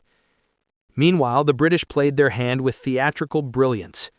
Hasselden sent increasingly urgent diplomatic notes requesting the prompt return of Major Martin's personal effects, especially the briefcase, citing official policy and the privacy of the deceased. He visited Spanish offices repeatedly, pacing their lobbies with visible distress. He spoke in hushed, tense tones about potential consequences and grave misunderstandings. Spanish officials, anxious not to offend a major power, began kicking the request through the bureaucratic chain, creating memos, assigning file numbers, scheduling evaluations. Each transfer opened another chance for German sympathizers to slip documents under the table, and they did so readily. British demands, far from discouraging Spanish delay, encouraged it. The more Britain wanted the briefcase back, the more Spain hesitated. In London, this maddening slowness translated into icy dread. The 20 Committee waited for signals from diplomatic channels like gamblers waiting for the final card. Every hour stretched into agonizing uncertainty. They needed confirmation, not merely that the documents had been seen, but that they had been read, believed, and transmitted. Bletchley Park's codebreakers combed through encrypted German messages intercepted by Ultra, reading fragments of curiosity from Berlin, hints of urgency from Madrid. Still no proof. Then the first small breakthrough arrived. A decrypted message from the Obware mentioned a British officer deceased off the coast of Spain. Montagu read the line 3 times, heart pounding. This was the faintest pulse of the operation's success. But it was not yet life. Back in Spain, the bureaucracy pushed forward in its meandering, inconsistent way. The briefcase was formally logged by the Ministry of Foreign Affairs, an act that preserved Spain's neutrality on paper. The documents were dried, sorted, examined for condition, and then quietly returned to Haselden with apologies for the delay. Everything about the process appeared careful, responsible, diplomatic, except for the subtle signs of tampering that British intelligence desperately hoped to find. When Haselden opened the envelope in private, he saw it immediately. The faint scratches near the wax seal, the microscopic tears indicating delicate opening, the papers slightly reorganized. Spaniards had read the documents, and if Spaniards had read them, Germans had read them. Montagu received the news with a palpable release of tension, but still he warned his team. This only means they looked at the documents. We need to know if they believed them. The difference between inspection and belief was everything. The Germans could still dismiss the information as planted. The operation could still fail. The balance had shifted, but not decisively. Then came the moment that turned cautious hope into certainty. Bletchley Park intercepted a new message, encrypted, urgent, and brimming with excitement. German intelligence had reported to Hitler himself that Allied plans indicated an invasion of Greece and Sardinia. The wording was unmistakable. They accepted the documents as genuine. There was no hint of doubt, no suspicion, no analysis suggesting inconsistency. The Obware's tone was confident, almost triumphant, as if they had just secured a priceless treasure. Montagu read the report, leaned back in his chair, and allowed the first true smile of the operation to spread across his face. "They believe it," he whispered. "The fools believe it." In Berlin, what the British had only hoped for was now reality. Plans for the defense of Greece escalated rapidly. Troops were reassigned, air units repositioned. Hitler's directives flowed like floodwaters, redirecting the Axis focus away from Sicily, the very place the Allies were preparing to strike. Operation Mincemeat had navigated the dangerous shoals of Spanish bureaucracy, slipped through German ambition, and emerged triumphant. A dead man's briefcase had infiltrated the highest levels of the Nazi war machine. And now, with the lie firmly lodged in Hitler's mind, the stage was set for the next act. The invasion the Germans would not see coming. Berlin received the documents with the crisp, cold efficiency of a machine built to process war. In the marble corridors and cavernous offices of the German High Command, where maps covered walls like veins of a diseased organism, and where officers stalked with boots that echoed like the ticking of a great sinister clock, the discovery of a drowned British courier was greeted not with skepticism, but with hunger.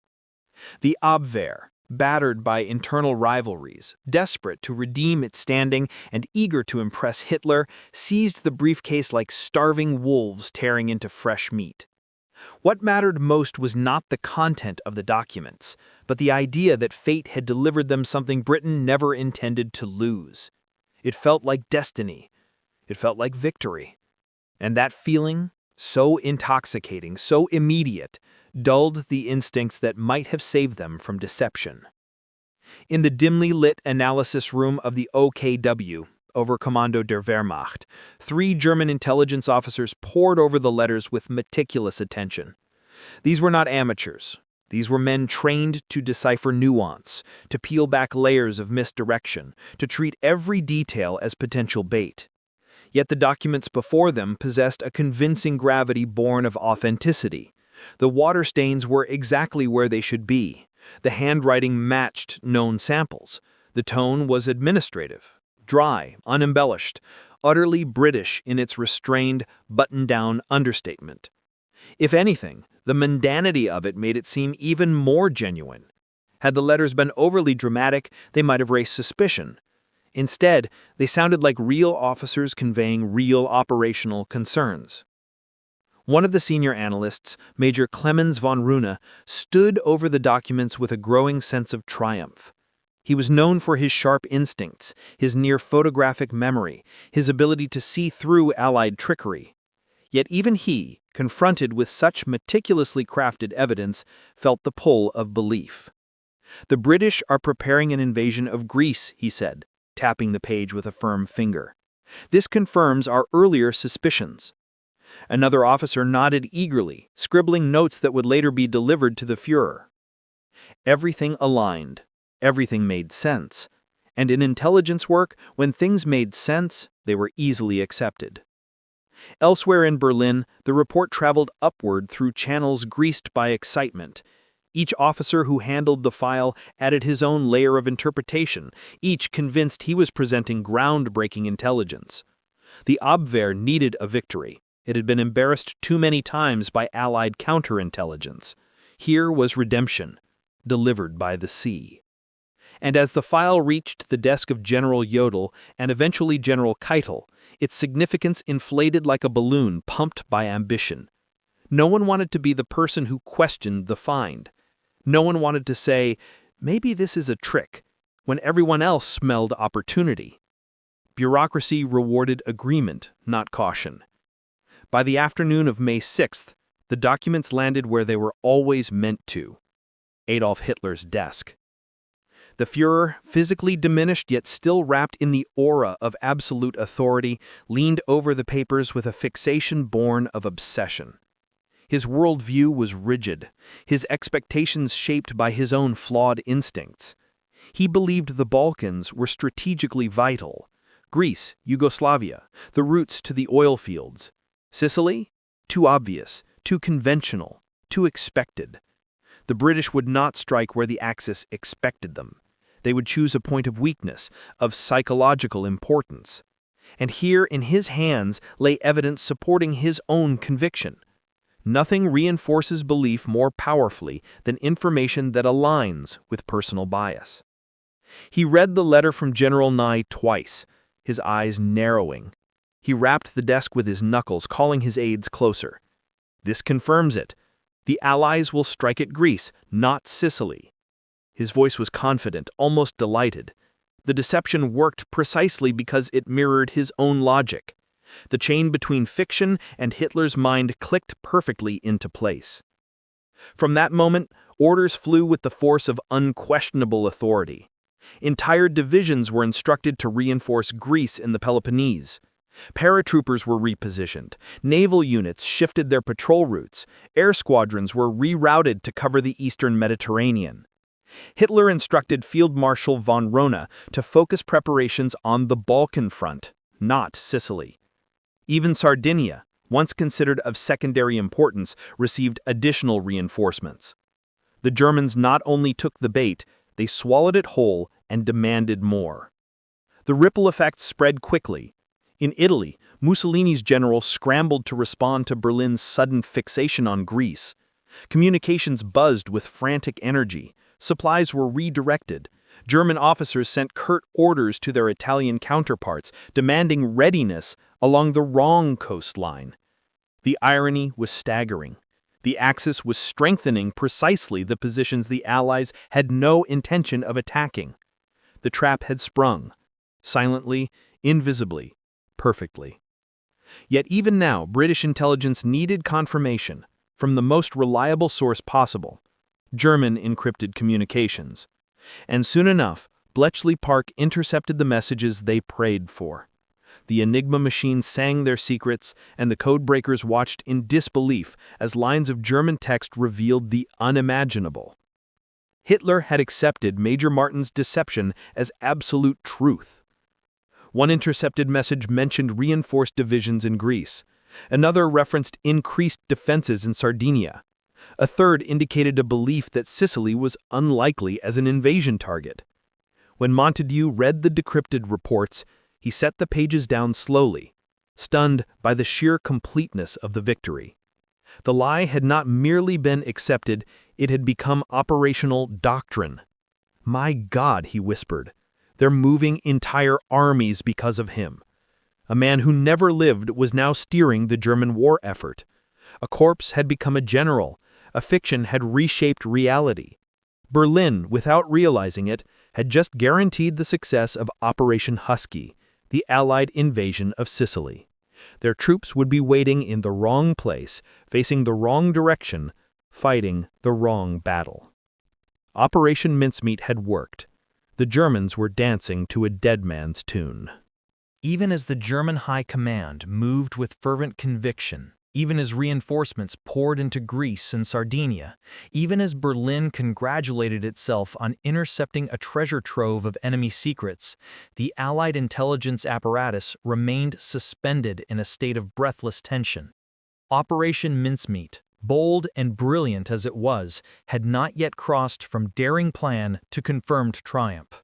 The deception had been released into the currents of war like a leaf cast onto a river. Now the Allies watched to see whether it would be carried downstream toward victory or caught in an eddy of unforeseen doubt. Success depended on countless factors beyond their control: how deeply German intelligence believed the documents, how swiftly Hitler acted on them, how long the illusion held. In the dim meeting rooms of the 20 Committee, cigarette smoke curled upward in lazy spirals as exhausted officers reviewed every scrap of intercepted information. The air was thick with a mixture of anticipation, fear, and an electric tension that made hearts beat faster. Nobody dared speak too confidently. They had fooled the Germans before in smaller ways, but never on such a colossal scale, never with so much at stake. Everything hinged on whether Hitler's machines of analysis, suspicion, and counterintelligence, so often viciously effective, would find the one thread that could unravel the lie. Montague sat at the head of the table, his face illuminated by a hanging bulb that cast sharp shadows beneath his eyes. He was worn down by days of waiting, by the constant dread that somewhere, in some Berlin office, a German officer might suddenly see through the deception. "We mustn't assume anything," he said, as they reviewed messages from Bletchley Park. "We have to watch for confirmation, not just movement of troops, but the tone of their communications. Belief has a sound to it." He was right. Intelligence was not simply about reading orders or troop deployments. It was about sensing conviction, understanding doubt, hearing the invisible inflection beneath words. At Bletchley Park, the codebreakers worked with feverish intensity. The huts clattered with the noise of typewriters, rotors, and machines feeding endless streams of encrypted Enigma messages into the labyrinth of decryption. Young men and women bent over their desks, tracing patterns and numbers, letters, and intercepted transmissions. They listened not for the obvious, but for the subtle. A change in German naval patrol routes, a shift in Luftwaffe priorities, the redeployment of panzer units. If the Germans truly believed the mincemeat documents, the evidence would appear not only in their high-level commands, but woven into the mundane chatter of war. Supply shipments redirected, officers reassigned, field updates prioritizing the eastern Mediterranean over the central one. And slowly, piece by piece, the proof began to surface. An intercepted message indicated that 2 divisions, originally stationed near Sicily, were now being rerouted toward Greece. The language carried urgency: heightened threat to Peloponnese, reinforce coastal batteries immediately. Another message referenced concerns about Sardinia, describing it as a probable secondary invasion site. Montague read the transcripts, his eyes narrowing in cautious satisfaction. "They're moving," he murmured. "Good, very good." But he didn't allow himself to relax. Movement could still be strategic misdirection.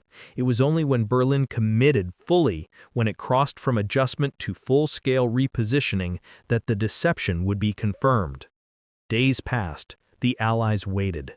Outside, London hummed with the relentless rhythm of war, trams rattling over tracks, ambulance sirens wailing in the distance, boots clattering on the cobblestones as soldiers marched in formation. Bomb shelters still carried the scent of sweat and fear from the last air raid. Life went on, as it always did, with equal measures of courage and exhaustion. But inside the intelligence rooms, the world had shrunk to a handful of intercepted messages, a dead man's documents, and the knife-edge balance of uncertainty. It was like watching a coin spin endlessly on its edge, refusing to fall. Then came the breakthrough. A decoded message from the Abwehr headquarters in Berlin arrived, long, detailed, unmistakable in its tone. It confirmed that German command had accepted the authenticity of the documents. The memo stated confidently, "Enemy plans clearly indicate offensive in Greece, Sicily diversion improbable." Another message, even more telling, warned German units in Sicily to expect limited enemy action, nothing more than feints or reconnaissance. Montague read the transcripts, his eyes narrowing in cautious satisfaction. "They're moving," he murmured. "Good, very good." But he didn't allow himself to relax. Movement could still be strategic misdirection. It was only when Berlin committed fully, when it crossed from adjustment to full-scale repositioning, that the deception would be confirmed. Days passed. The Allies waited. Outside, London hummed with the relentless rhythm of war. Trams rattling over tracks, ambulance sirens wailing in the distance, boots clattering on the cobblestones as soldiers marched in formation. Bomb shelters still carried the scent of sweat and fear from the last air raid. Life went on, as it always did, with equal measures of courage and exhaustion. But inside the intelligence rooms, the world had shrunk to a handful of intercepted messages, a dead man's documents, and the knife-edge balance of uncertainty. It was like watching a coin spin endlessly on its edge, refusing to fall. Then came the breakthrough. A decoded message from the Abwehr headquarters in Berlin arrived, long, detailed, unmistakable in its tone. It confirmed that German command had accepted the authenticity of the documents.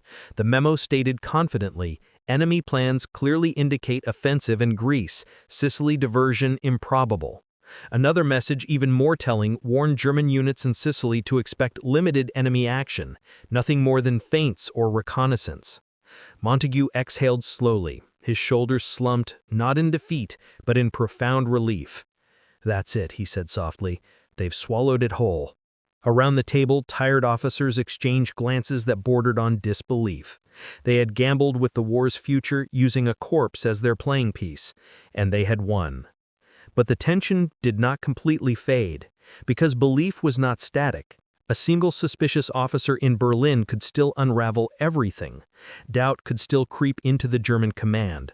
So the Allies continued watching. They analyzed every intercepted conversation, every shift in German troop strength, every movement along the Mediterranean coastline.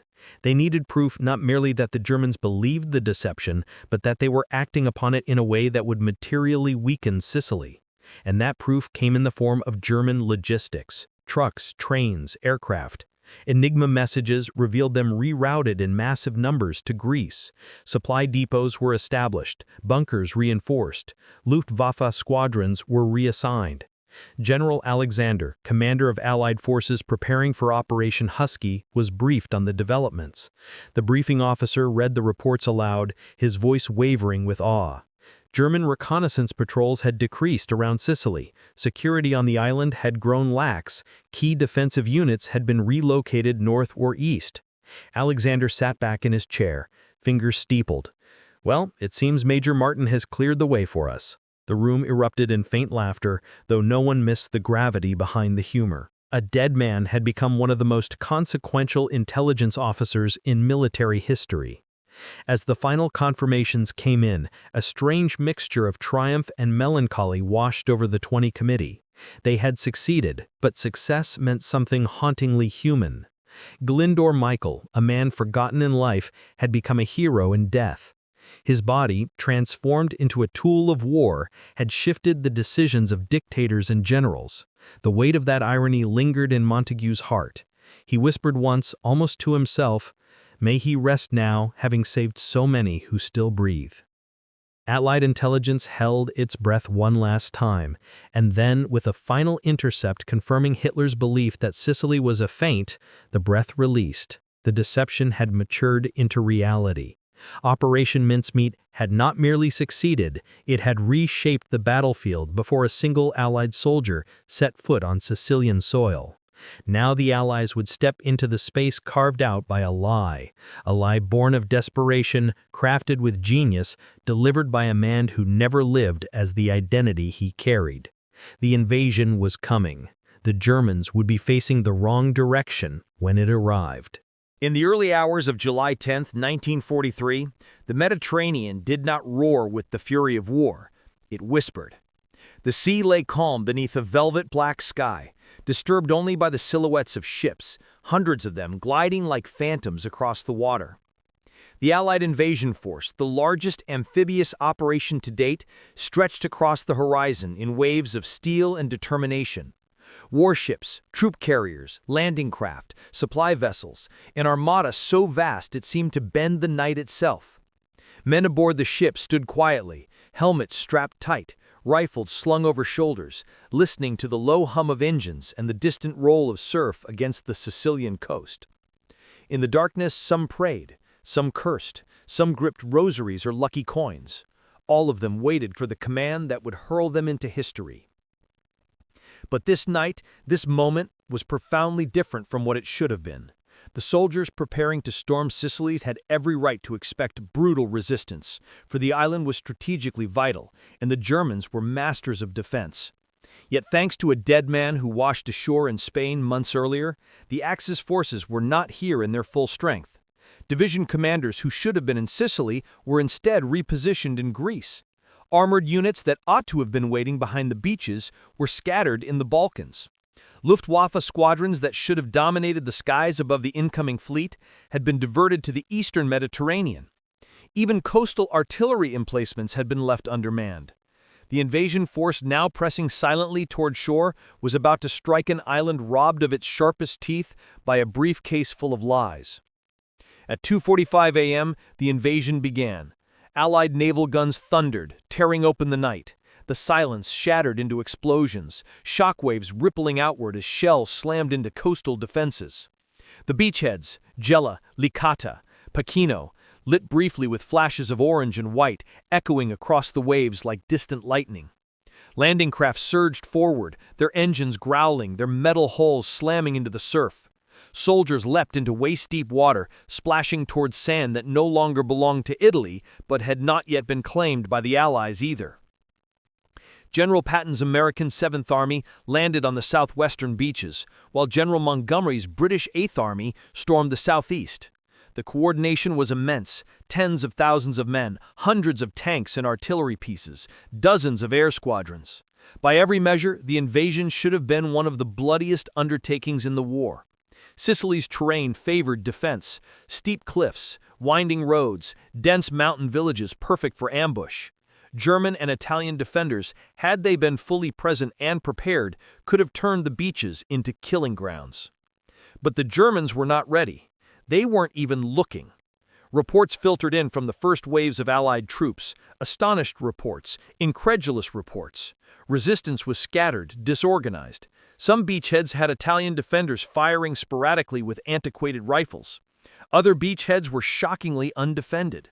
Artillery positions that should have been fully manned were abandoned or lightly staffed. One American officer radioed in disbelief. "We've taken the landing zone with hardly a fight. They're not here. They're not prepared." Further inland, the British paratroopers encountered a strange mixture of chaos and confusion. Some Italian units surrendered almost immediately. Others fought briefly before realizing they were alone and hopelessly outmatched. German units were present, but not in the overwhelming numbers the Allies had feared. Many had been diverted to Greece because Hitler, acting on the deception he believed absolutely genuine, had ordered significant reinforcements there. The skeleton crews left in Sicily were brave, but determination alone could not replace manpower. Entire battalions were missing. Tanks were absent. Air support was thin. From the decks of Allied ships offshore, commanders watched the unfolding battle with growing realization. Operation Mincemeat had not simply worked, It had carved a path through the impossible. It had shifted the enemy's center of gravity. It had peeled away the layers of defense that should have soaked the beaches in blood. The landing was far from easy. Soldiers still faced mines, machine gun nests, and fierce pockets of resistance, but the difference between anticipated casualties and actual losses was staggering. What should have been a brutal, grinding slaughter became a rapid advance. By midday, inland positions fell one by one. American forces moved swiftly, capturing key towns with surprising ease. Patton drove his men hard, pushing toward Gela and beyond, while Montgomery's forces pressed up the coast towards Syracuse. Everywhere, the Allies found signs of the deception's impact. Hastily abandoned barracks, incomplete fortifications, units awaiting orders from commanders who had been reassigned eastward. One British colonel stared at an empty German defensive line and said, almost laughing, "The bastards have gone to Greece." In Berlin, panic set in. Reports from Sicily contradicted what Hitler had been assured. There was an invasion on the island, large, coordinated, determined. But by the time German commanders realized their error, the window to reinforce Sicily had narrowed drastically. It took days to bring significant forces back, days during which the Allies strengthened their foothold, secure in positions that should have been death traps. Operation Mincemeat had granted them something invaluable: time. And time in war is often deadlier than bullets. Still, the Germans fought hard to contain the Allied advance. When reinforcements eventually arrived, they brought with them elite units, Fallschirmjäger paratroopers, armored divisions hardened by Eastern Front combat. Fierce battles erupted in the mountains and narrow valleys, but every engagement was shaped by the early hours of the invasion, when German strength had been fatally misallocated. Those first 7 hours, the window created by the lie of Major Martin, set the tone for everything that followed. On July 22nd, less than 2 weeks after the initial landings, the Allies captured Palermo. A few weeks later, on August 17th, the last Axis defenders evacuated Messina, slipping across the strait to mainland Italy. Sicily had fallen. The island that had been expected to withstand months of fighting had collapsed under the weight of surprise, misallocation, and deception. The success was not simply military, it was strategic, political, psychological. It paved the way for the invasion of Italy, the fall of Mussolini, and the weakening of Axis resolve across Europe. All because a body washed ashore with a briefcase full of lies. On the maps in Allied headquarters, Sicily was now shaded in the colors of liberation. Generals pointed to the landing zones and marveled, some quietly, some aloud, at how smoothly the operation had unfolded compared to projections. And in the quiet rooms where intelligence officers gathered, a sense of awe settled over them. They had not merely deceived the enemy, they had altered the trajectory of the war. The invasion of Sicily was a victory carved by blood and bravery, yes, but also by imagination, cunning, and a dead man who did more for the Allied cause than he ever could have in life. What unfolded across Sicily in the days after the initial landings was something that stunned Allied commanders, puzzled frontline officers, and confirmed beyond any lingering doubt that Operation Mincemeat had not merely nudged German decision-making, it had torn open a gap in the Axis defenses wide enough to march entire armies through. As the Allied forces swept inland, they kept encountering the same baffling pattern. Fierce resistance in pockets, yes, but only in pockets. The cohesive, deeply entrenched, carefully prepared defensive strategy the Germans were known for simply wasn't there. It was as if the island's most vital arteries had been left unguarded, its strongest muscles left unflexed. This wasn't luck. This wasn't coincidence. This was the result of a calculated deception that had convinced Hitler himself to put his shields in the wrong place at the wrong time. American troops under General Patton advanced quickly inland from Gela. They were prepared for brutal counterattacks from the Hermann Göring Division, the elite mechanized unit tasked with defending Sicily. Yet what they encountered was a division fractured, misdirected, and understrength. Many of its armored vehicles had been sent east to reinforce Greece. Key officers who should have been organizing resistance were reassigned weeks earlier.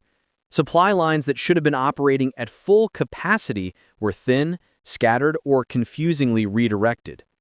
Patton, a man known for his aggression and suspicion, stood over his maps on the hood of a dusty command jeep, helmet dangling from his hand, and muttered, "Where the hell are their reserves?"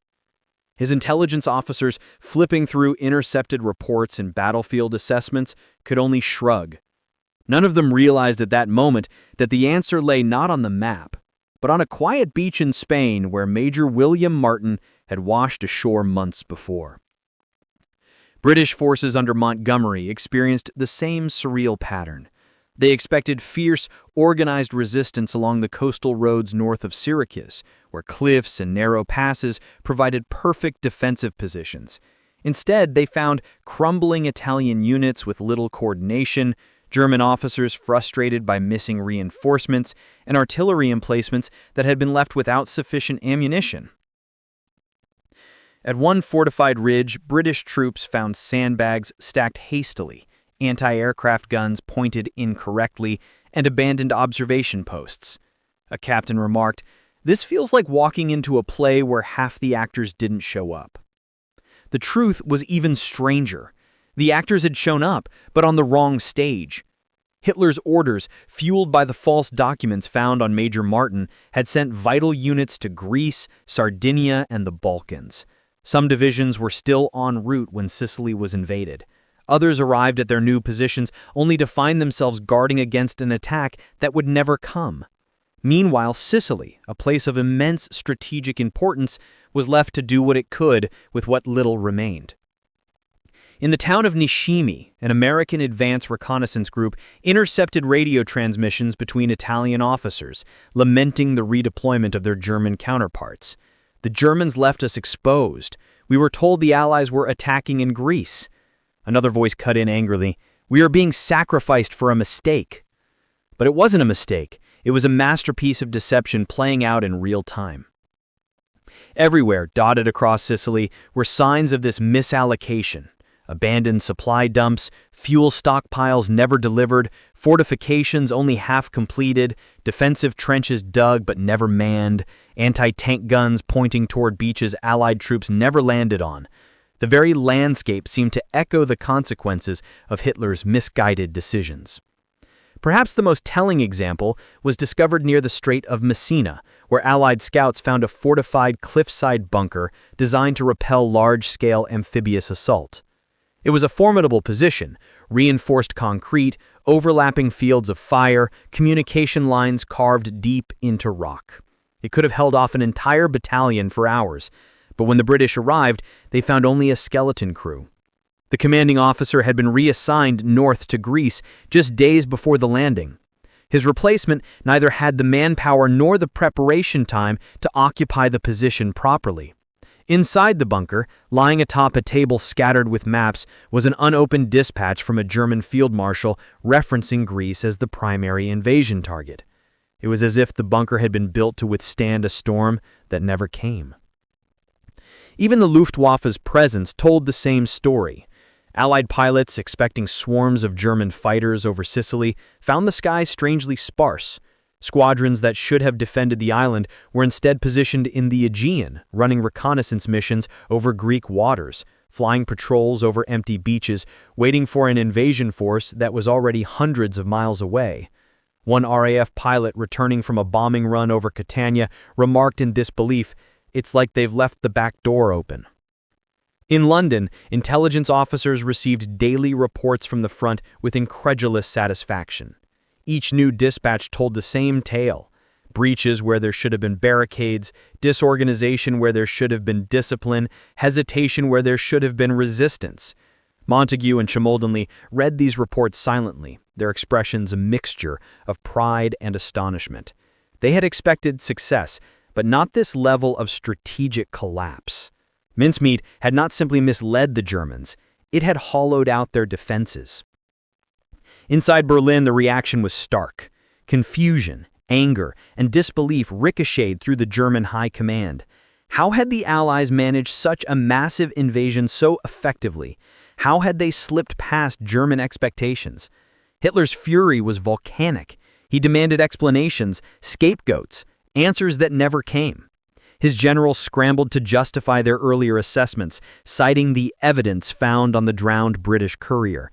The documents that once had been their triumph now revealed themselves as the fatal trap they had confidently walked into. But by then, the consequences were irreversible. In Sicily itself, Allied troops felt the effects on every mile of their advance. They moved faster, suffered fewer casualties, captured more ground in less time than any war planner had dared to imagine. Even when German reinforcements eventually arrived and fought fiercely, the early advantages gained by Mincemeat were insurmountable. The battle's outcome had been decided not on the battlefield, but in an MI5 office where a false identity was stitched together with ink and imagination. One British sergeant writing home after securing a key ridge said it best. "It feels as if the enemy was looking the wrong way when we came in. By the time they turned around, we were already here." Operation Mincemeat had done exactly what it needed to do. It hadn't eliminated all Axis resistance, but it had removed resistance where it mattered. It had softened the hardest points, thinned the strongest lines, undermined the most vital defenses. It had allowed the Allies to punch through with speed and coordination that shocked even their own commanders. A dead man had cleared the path. Now the Allies were walking it. Success in war is never declared in a single moment. It is revealed in pieces, small signs, contradictory signals, whispers of shifting momentum carried through intercepted messages and battlefield reports. For Operation Mincemeat, confirmation did not arrive wrapped in one decisive message or one triumphant headline. It came slowly, like dawn creeping over a dark landscape, illuminating details one by one until the entire picture became unmistakably clear. And yet, even as reports from Sicily poured in, even as Allied commanders expressed open amazement at the weaknesses in Axis defenses, the intelligence teams behind the deception refused to declare victory prematurely. They needed absolute proof, irrefutable evidence that the Germans had not simply been surprised, but had truly, fully, disastrously believed the lie planted by a dead man on the shores of Spain. The first hints came from the British 8th Army. Montgomery's headquarters transmitted a brief communication. Resistance lighter than projected. Enemy units dispersed. Expect rapid inland advance. This was encouraging, but not definitive. Italians had surrendered quickly before. Germans sometimes miscalculated. One lightly defended ridge did not prove the entire deception's success. Then came additional reports. American forces advancing toward Palermo encountered scattered opposition rather than coordinated counterattacks. The Harmon-Goring Division, expected to mount fierce resistance from the outset, appeared confused and divided. The Germans were reacting, not anticipating. That detail alone suggested deeper misallocation, the kind caused by faulty intelligence. Still, the 20 Committee waited. They paced halls. They smoked too many cigarettes. They hovered over the wireless sets tuned to intercept stations. Each scrap of data was weighed, dissected, compared to earlier assumptions. They needed something undeniable, confirmation from the enemy's own mouth. And then, on a warm July evening in London, a coded message from Bletchley Park arrived. It was stamped with priority markers that Montague recognized instantly. The envelope trembled slightly in his hands, not from nerves, but from anticipation built over months of planning, thousands of hours of work, and the weight of knowing the answer inside would determine whether the greatest deception of the war had succeeded or failed. He opened it carefully. The room fell silent. The paper rustled quietly as he unfolded it, eyes scanning line by line. It was there. Confirmation. Absolute, crystalline, unstoppable. An Enigma message from the German High Command stated, "Our anticipation of an Allied attack upon Greece appears correct. Preparations must continue intensively along the Balkan front." Montague's breath caught in his throat. He read the line again, then again. A smile, slow and disbelieving, stretched across his face. He handed the sheet to Cholmondeley without a word. The younger man read it, blinked, then whispered, My God, they still believe it, even after the invasion began. This was the pinnacle of deception. Not merely tricking the enemy into taking initial action, but ensuring they held on to the belief long enough for it to matter. Operation Mincemeat was no short-lived trick. It had become systemic. It had invaded the German decision-making chain. It had carved itself into the enemy's worldview. But the next message sealed the operation's immortality. Another intercept from Berlin stated, "Sicily likely diversion. Maintain reduced but adequate forces. Primary threat remains Greece." Adequate forces. Reduced forces. Those phrases alone meant tens of thousands of Allied soldiers who otherwise would have died on Sicilian beaches were now alive, moving inland, advancing through towns and villages that should have been death traps, but instead felt deserted. Montgomery read that phrase aloud, his voice trembling with a mixture of awe and grim satisfaction. He said, "Reduced but adequate." Adequate for what? To lose the island? The room filled with relieved laughter, tired, disbelieving, cathartic. They had done the impossible. They had convinced an entire empire that the real invasion was a lie and the lie was real. But intelligence work demanded full confirmation, so the analysts continued monitoring communications. They pieced together German logistics data, fuel convoys headed toward the Peloponnese, ammunition shipments earmarked for Greek coastal batteries, troop redeployments to Crete. The evidence accumulated like snow. There was no longer any doubt. Hitler had fully committed to the false narrative created by Major Martin. General Eisenhower, when briefed on the deception's success, reportedly leaned back in his chair and exhaled deeply. "This," he said, "is one of the greatest intelligence coups of the war." He meant it, because without mincemeat, the invasion of Sicily would have been far bloodier, slower, and more uncertain. The German commanders would have been entrenched, armed, prepared. They would have known exactly where the blow would fall. Instead, they were scrambling to understand how the blow had struck while they were defending the wrong fortress. On Sicily, confirmation continued to manifest itself physically. Allied soldiers advanced through stretches of coastline that seemed half abandoned. They crossed bridges that should have been destroyed, but weren't. They seized weapons caches that had not been prepared for self-destruction, indicating hurried German retreats rather than planned defensive withdrawals. They encountered Italian officers complaining bitterly about being left unsupported. They found German field orders referring to Greece as the primary theater of expected invasion activity. Every mile advanced became another piece of evidence, a living footnote to the death of Glinder Michael, the man who became Major Martin. But there was one final undeniable confirmation, one that came from the German side in such a clear way the Allies almost could not believe it. A coded message from Karl Erich Kuhlenthal, a senior Abwehr officer in Madrid, declared with unwavering confidence, "British courier documents verified. No sign of deception. Greece remains primary Allied target." The German intelligence officer responsible for vetting the documents had certified them as authentic. The chain of deception was closed. The circle was complete. Montague received this message late one night, the lamps casting long shadows across the office. He sat quietly for a moment, staring at the decrypted text. Then he folded the paper carefully, almost reverently. Operation Mincemeat had achieved total success, not partial, not qualified, but absolute. The Germans had not merely been fooled, they had been strategically reoriented. He whispered softly, almost as a eulogy, "Well done, Major Martin. You've done your duty." Outside, London's lights glowed faintly against the dark sky. The war was far from over, but on this night, the balance had tipped, because of a dead man whose life had been written on forged paper, whose pockets held lies crafted with love and sorrow, whose briefcase carried not weapons, but words. And those words had moved armies.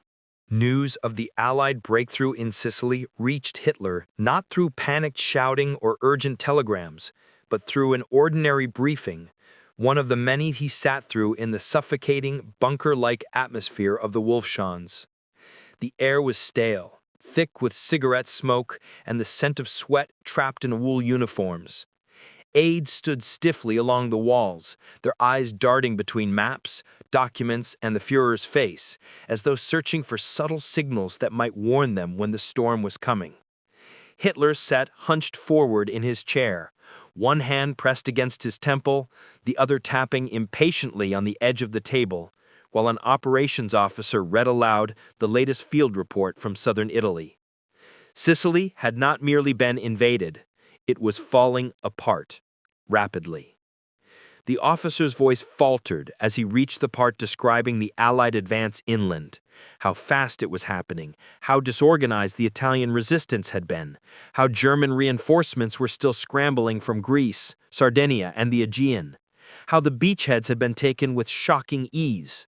The words hung in the air like smoke from a misfired gun. Hitler's fingers stopped tapping. His jaw tightened. The room seemed to contract around him. He leaned back slowly, eyes narrowing, and asked in a voice that was frighteningly calm, "Where are the reserves? Where are the divisions that were supposed to hold the island?" The officer swallowed before answering. "They were moved, mein Führer, to reinforce Greece, per your directive." Silence. Absolute, suffocating silence. Hitler's hand clenched into a fist. His face reddened, veins rising beneath the skin like blue cables ready to snap. "Why?" he demanded, the single word ripping through the room like a grenade blast. The officer stammered, The British documents, mein Führer. The courier found in Spain. The letters confirming..." The explosion came. "The documents were real. They were verified," Hitler roared, slamming his fist down so hard the pens on the table jumped. His voice was a distorted growl, primal and vicious. "I saw them. I read them. They were not a trick." His rage consumed the room with a force that made men flinch. Two aides shrank back against the wall. A general kept his eyes fixed on the floor. Another stared forward, face drained of blood, praying he would not be noticed. Hitler paced the room like a caged animal, boots thudding against the wooden floor. His hands trembled. He ranted about betrayal, incompetence, British cunning, and the stupidity of his own intelligence services. "I gave you everything," he screamed at his generals. "Resources, men, authority, and this is how you repay me?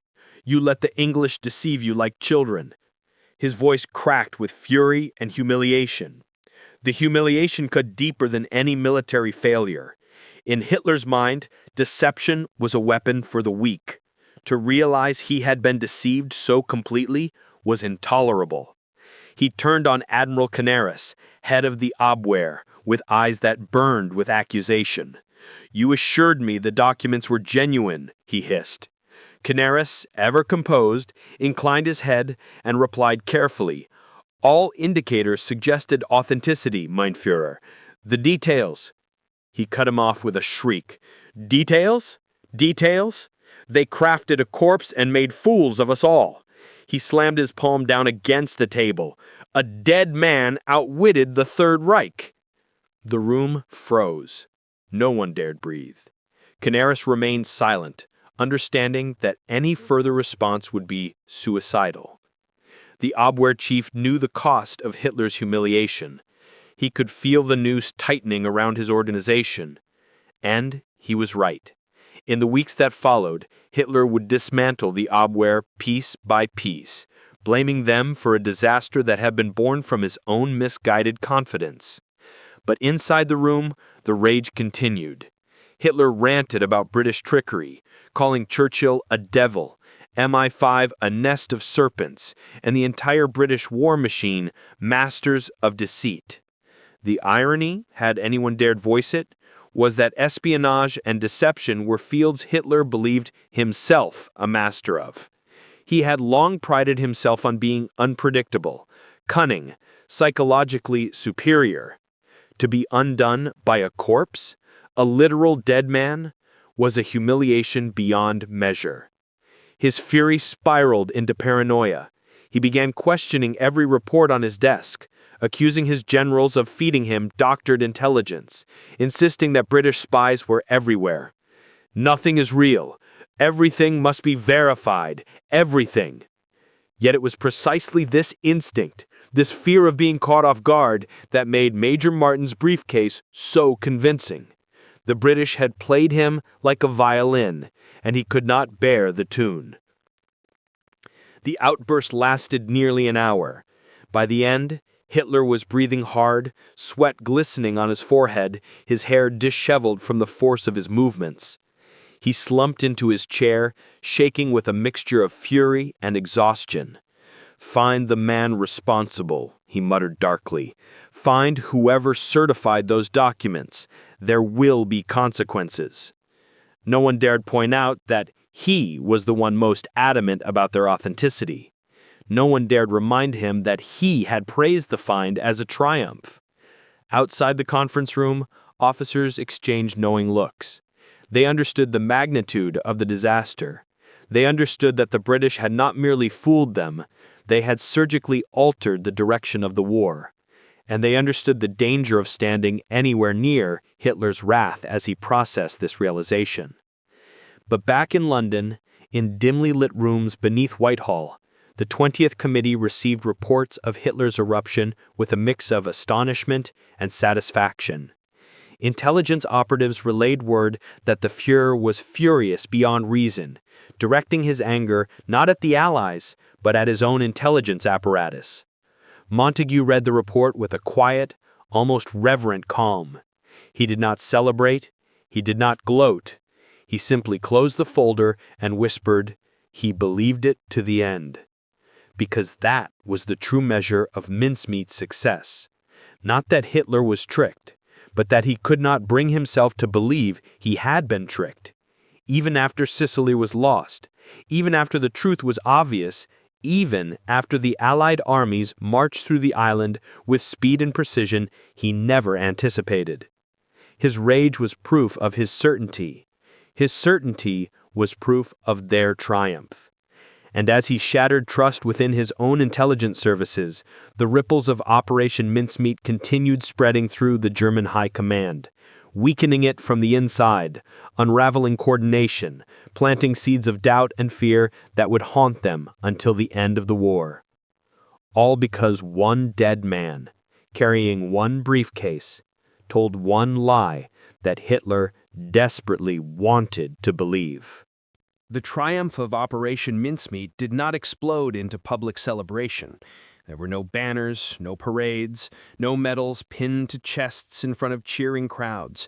Its victory unfolded in secret rooms, whispered corridors, and coded telegrams, felt but unseen, acknowledged but unspoken.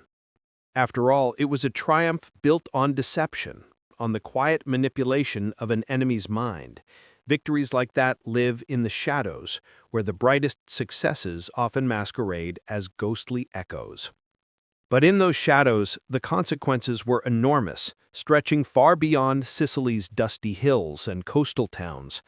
As Sicily fell and Allied troops advanced northward into the Italian mainland, the shape of the war shifted perceptibly. The fall of the island had domino effects that rippled through Europe, striking military, political, and psychological targets all at once. And at the center of those ripples was the silent, unwavering reality that Axis High Command had trusted the dead man more than they trusted their own instincts. Operation Mincemeat had made them question themselves, an uncertainty that would continue to haunt them until the war's final days. In Berlin, the fallout from Hitler's rage spread quickly through the hierarchy of German intelligence. The Abwehr, already plagued by infighting, suspicion, and political vulnerability, became the primary scapegoat. Senior officers felt the chill of Hitler's fury settle on their shoulders. Karl Erich Kuhlenthal, the Abwehr agent in Madrid who had vouched for the document's authenticity, found himself under intense scrutiny. Whispers circulated about incompetence, about naivety, even about potential treachery. Gestapo operatives began monitoring conversations more closely, looking for excuses to purge those who had failed the Führer. Admiral Wilhelm Canaris, once respected and even feared as head of the Abwehr, now found himself navigating a minefield of accusations and paranoia. Mincemeat had not merely deceived the Germans, it had destabilized the very structure of their intelligence services. Trust evaporated, cooperation disintegrated. Rival factions within the German war machine sharpened their knives. The seeds of internal collapse had been watered by a dead man's documents. Meanwhile, Italy felt the consequences with equal force. The defeat in Sicily was more than a military loss, it was a political catastrophe. Mussolini's grip on power had been slipping for months, but the speed of the Allied advance shattered whatever illusion of strength still clung to his regime. Italian generals blamed German commands. German officers blamed Italian cowardice. Civilians blamed everyone. When Rome learned that Hitler had moved critical reinforcements to Greece because of falsified British documents, the outrage was immediate, though whispered. The deception had made the Axis alliance look foolish and disjointed. Within weeks, Mussolini would be deposed, arrested, and replaced by a new Italian government seeking armistice. Mincemeat had helped crack the foundation of fascist Italy itself. Back in Britain, the atmosphere among intelligence officials was one of profound satisfaction tempered by solemnity. Success in war intelligence was a strange thing. It demanded elation, yet discouraged celebration. Too many people had died in Sicily.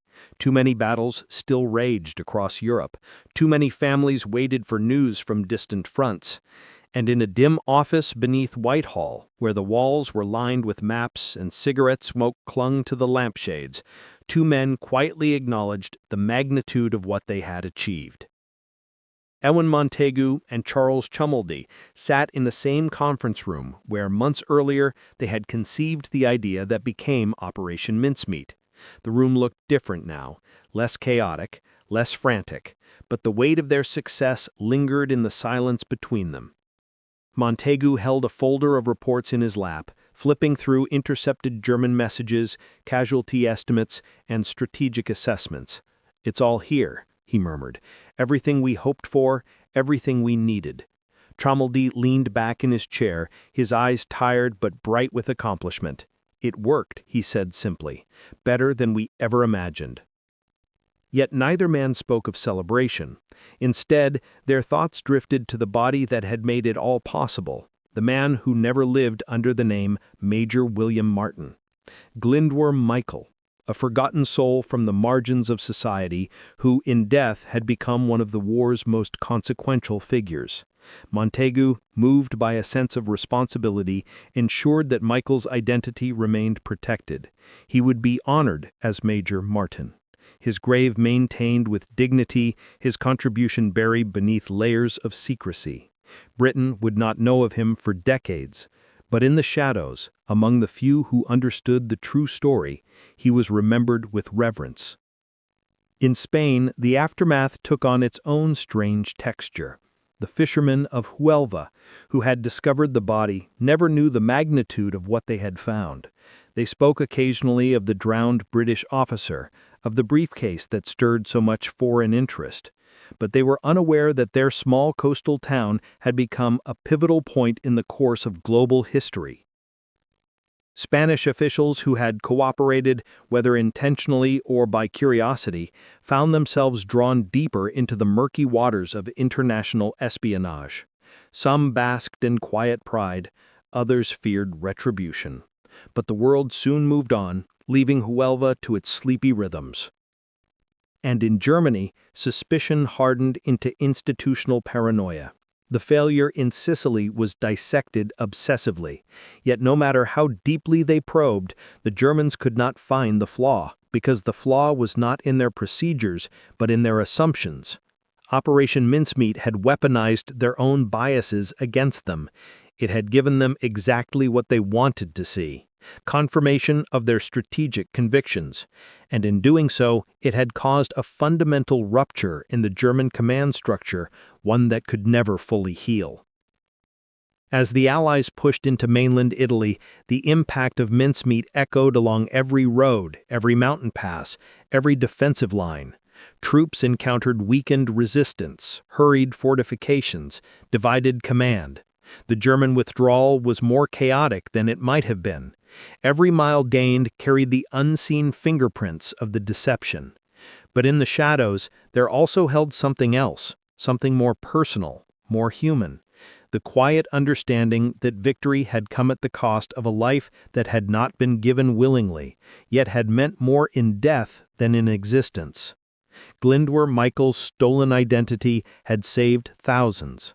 His fate, tragic and solitary, had been transformed into the key that unlocked an entire theater of the war. Montego, alone in his office one night, stared at a photograph of Major William Martin's staged pockets laid out neatly. The theater ticket, the love letters, the receipts, the keys, all tiny pieces of a life that never was. And he realized that deception, at its core, is built from the same fragile materials as truth: human emotion, human hope, human fear. "We gave him a story," he whispered Montego, "and he gave us victory." Outside, London slept under a dim moon, unaware of the shadows shifting beneath its feet. The war continued. More battles awaited. But in those quiet, hidden rooms, one truth burned clear. Operation Mincemeat had not only changed the course of the war, it had proven that sometimes the greatest battles are won not with bullets, but with belief. In the aftermath of Operation Mincemeat's success, amidst the shifting battle lines and collapsing Axis defenses, one figure remained conspicuously absent from the celebrations, commendations, and quiet acknowledgments exchanged between those who knew the truth. He did not stand in any victory photograph. He did not receive a medal or a promotion. He did not enjoy the satisfaction of knowing that he had contributed to one of the most pivotal intelligence victories in modern warfare. He lay instead, beneath the Spanish soil, wrapped in the identity of a man he had never been in life, celebrated for deeds he had never consciously undertaken. Glyndwr Michael, now and forever Major William Martin, Royal Marines, was the silent hero of a story that would change the world without ever revealing his name. His journey from obscurity to strategic significance was so improbable, so extraordinary, that even those who had designed the deception felt a deep and lingering humility when they considered the role he played. He had lived a life marked by struggle, poverty, and anonymity, yet in death he became a force that redirected armies, influenced dictators, and shaped the course of global history. There was a strange poetry to it, a quiet, haunting symmetry that lingered in the minds of the men who orchestrated the deception. When his body was lowered into the Huelva cemetery under the false name, the Spanish clergy murmured prayers for a British officer who had never lived. A small crowd of onlookers gathered, some out of curiosity, some out of respect, none aware that they were witnessing the burial of a man whose posthumous identity had saved thousands of lives. The grave was marked with a simple cross, bearing the inscription, Major William Martin, Royal Marines, died in service. It was a fiction, and yet in a deeper sense it was profoundly true. He had died in service, not to the role he was assigned in life, but to a greater cause he could never have imagined. For those who knew the truth, the grave became a place of quiet reflection. British officials in Spain visited discreetly, leaving small tokens, flowers, a folded note, sometimes nothing more than a moment of silence. They could not reveal the truth. They could not speak openly of the man whose death had become their weapon, but they felt a deep responsibility to honor him nonetheless. Cholmondeley, during a brief trip to Spain after the war, stood before the grave's white stone marker, hands behind his back, and whispered words meant for no one but the man beneath the earth. "Your story saved lives. That is more than most of us can ever say." Meanwhile, back in London, Montague felt a weight of gratitude that he carried quietly, almost reverently. He knew the power of the lie he had helped craft, but he also knew the humanity behind it. He had, in essence, borrowed a man's identity, turned his body into a vessel for deception, stitched together a life that never existed, and sent him into history with a mission he could not consent to. That understanding never left him. To Montague, Glyndwr Michael became more than a tool of war. He became a symbol of the strange moral complexities that intelligence work demanded, a symbol of sacrifice without choice, heroism without a heartbeat, glory without recognition. Even after the war, when Allied commanders pieced together how various factors had contributed to victory in Sicily and beyond, Michael's name remained hidden behind layers of classification. The world moved on. Italy surrendered, Germany fell, veterans returned home, new conflicts emerged, and Major William Martin remained frozen in time. His file marked top secret, his true story known only to a handful. But the grave in Huelva remained. Spanish caretakers tended it with care, never knowing its deeper significance. Visitors sometimes paused out of respect for a fallen Allied officer. Seagulls wheeled overhead, the waves softly sighing in the distance. The same waves that had carried his body ashore and waited patiently as history shifted around him. Nature, indifferent yet eternal, bore silent witness to the life and lie of Major Martin. Years later, rumors began to surface. Historians whispered about a mysterious body washed ashore during the war. Journalists speculated about a deception in Spain.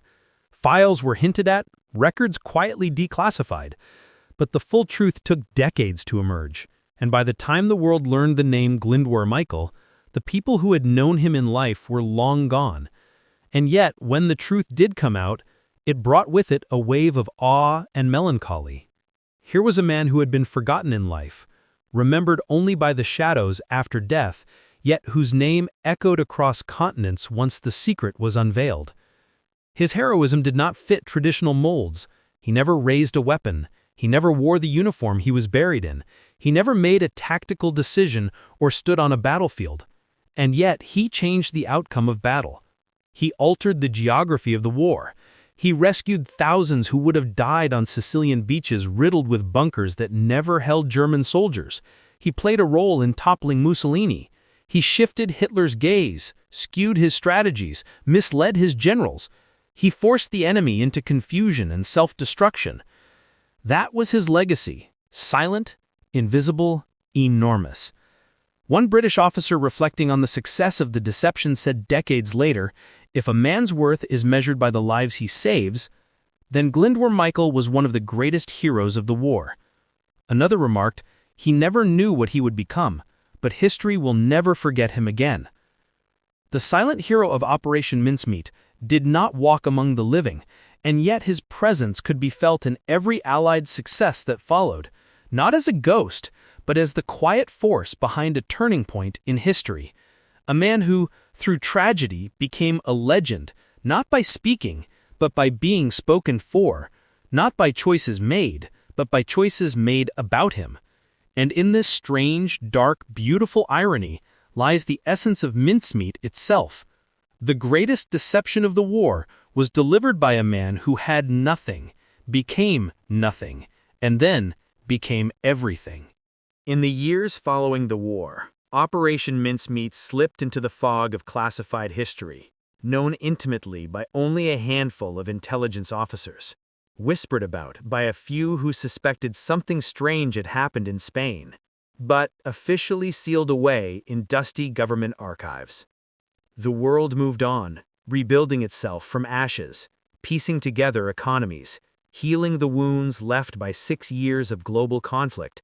The generals, politicians, and soldiers who had survived the war carried their stories into peacetime. But some stories were too delicate, too powerful, or too reliant on deception to be shared openly. Mincemeat was one of them. Its brilliance lay in its secrecy, and so secrecy became its shroud until the time was right to lift it. For decades after 1945, the public had no idea that a body had washed ashore in Spain carrying a briefcase of lies that altered the course of the war. Journalists speculated vaguely about wartime deceptions, but nothing concrete emerged. Historians noted the strangely weak German presence in Sicily, but could not pinpoint the cause. Even many military officials who fought through the Italian campaign never learned the truth. In a world scarred by conflict, the deception faded into obscurity. hidden behind the walls of MI5 and protected by the Official Secrets Act. But secrets, no matter how deeply buried, have a way of leaving faint trails. And in the 1950s and 60s, those trails began to surface. Rumors reached the press that the British had performed unusual operations involving dead bodies. Hints leaked from former intelligence officers who had grown old enough to speak more freely. And as the world entered a new era, one fascinated by espionage, covert operations, and Cold War intrigue, the appetite for untold wartime stories grew insatiable. The first major crack in the silence came in 1953 when Ewan Montague himself published a sanitized account of Operation Mincemeat titled The Man Who Never Was. The British government allowed the book, though only after intense censorship and negotiation. Even then, details were altered or omitted to protect both national security and the dignity of the man whose body had been used. Readers were enthralled. The idea that a dead man, equipped with forged documents and a meticulously crafted identity, had fooled Hitler was extraordinary. It sounded like fiction, so much so that some believed Montague had embellished the tale. Yet the bones of the story were true, and the world devoured it. A film adaptation followed in 1956, bringing Major William Martin to life on cinema screens. Actors portrayed the officers who orchestrated the deception, the Spaniards who discovered the body, the German intelligence agents who fell for the trick. Audiences watched in awe as the fictionalized version of events unfolded. They gasped at the creativity of the deception and marveled at the sheer audacity of using a corpse as a weapon. Even then, the true identity of the man used in the operation remained concealed. Glyndwr Michael's name was not revealed. His story was still buried in classified files, known only to a select few. It wasn't until decades later, as restrictions lifted and historical curiosity deepened, that researchers began piecing together the true details. Scholars combed through declassified archives. Journalists dug into Spanish records. Military historians traced troop movements, intelligence reports, and diplomatic correspondences. Slowly, the complete narrative emerged, not just the sanitized version, but the raw, incredible truth behind Operation Mincemeat. And in 1996, the most important revelation surfaced: the real identity of Major Martin. Glyndwr Michael, a homeless man from Wales. A man whose life had been defined by hardship, isolation, and tragedy. A man who had died alone in London and been transformed into a figure of monumental strategic significance. When his true name was revealed, it stunned the world. Newspapers ran stories, documentaries were produced. The public, who had long admired the ingenuity of Mincemeat, now learned of the human story behind it, the quiet tragedy, the ethical complexity, and the poetic irony that a man forgotten in life had shaped the destiny of nations. His grave in Huelva, Spain, once simply a marker for a fictional officer, began to receive visitors from around the world. Flowers appeared at odd intervals. Notes were left tucked beneath stones. Veterans, historians, and curious travelers stood before the headstone in contemplation, honoring a man whose service to humanity came after death. Montague, now an old man, responded to the revelation with characteristic humility. He had always carried a weight of responsibility for using Glyndwr Michael's body, and though his intentions were rooted in necessity, he never forgot the human dimension of the operation. Interviews with Montague in his later years revealed a quiet sorrow behind his pride. He said once, "We did what we had to do, but we never forgot the man who made it possible." As the full truth entered the public consciousness, Operation Mincemeat was hailed not merely as a clever deception, but as one of the greatest strategic coups in the history of warfare. Military academies studied it as a case study in psychological manipulation, operational creativity, and the exploitation of enemy assumptions. Intelligence agencies cited it as proof that deception could be as powerful as firepower. Writers and filmmakers returned to the story again and again, crafting new interpretations that highlighted different aspects: the ethics, the ingenuity, the human cost. By the early 21st century, Mincemeat had taken on an almost mythic status, its protagonist a symbol of both the brilliance and the moral contradictions of espionage.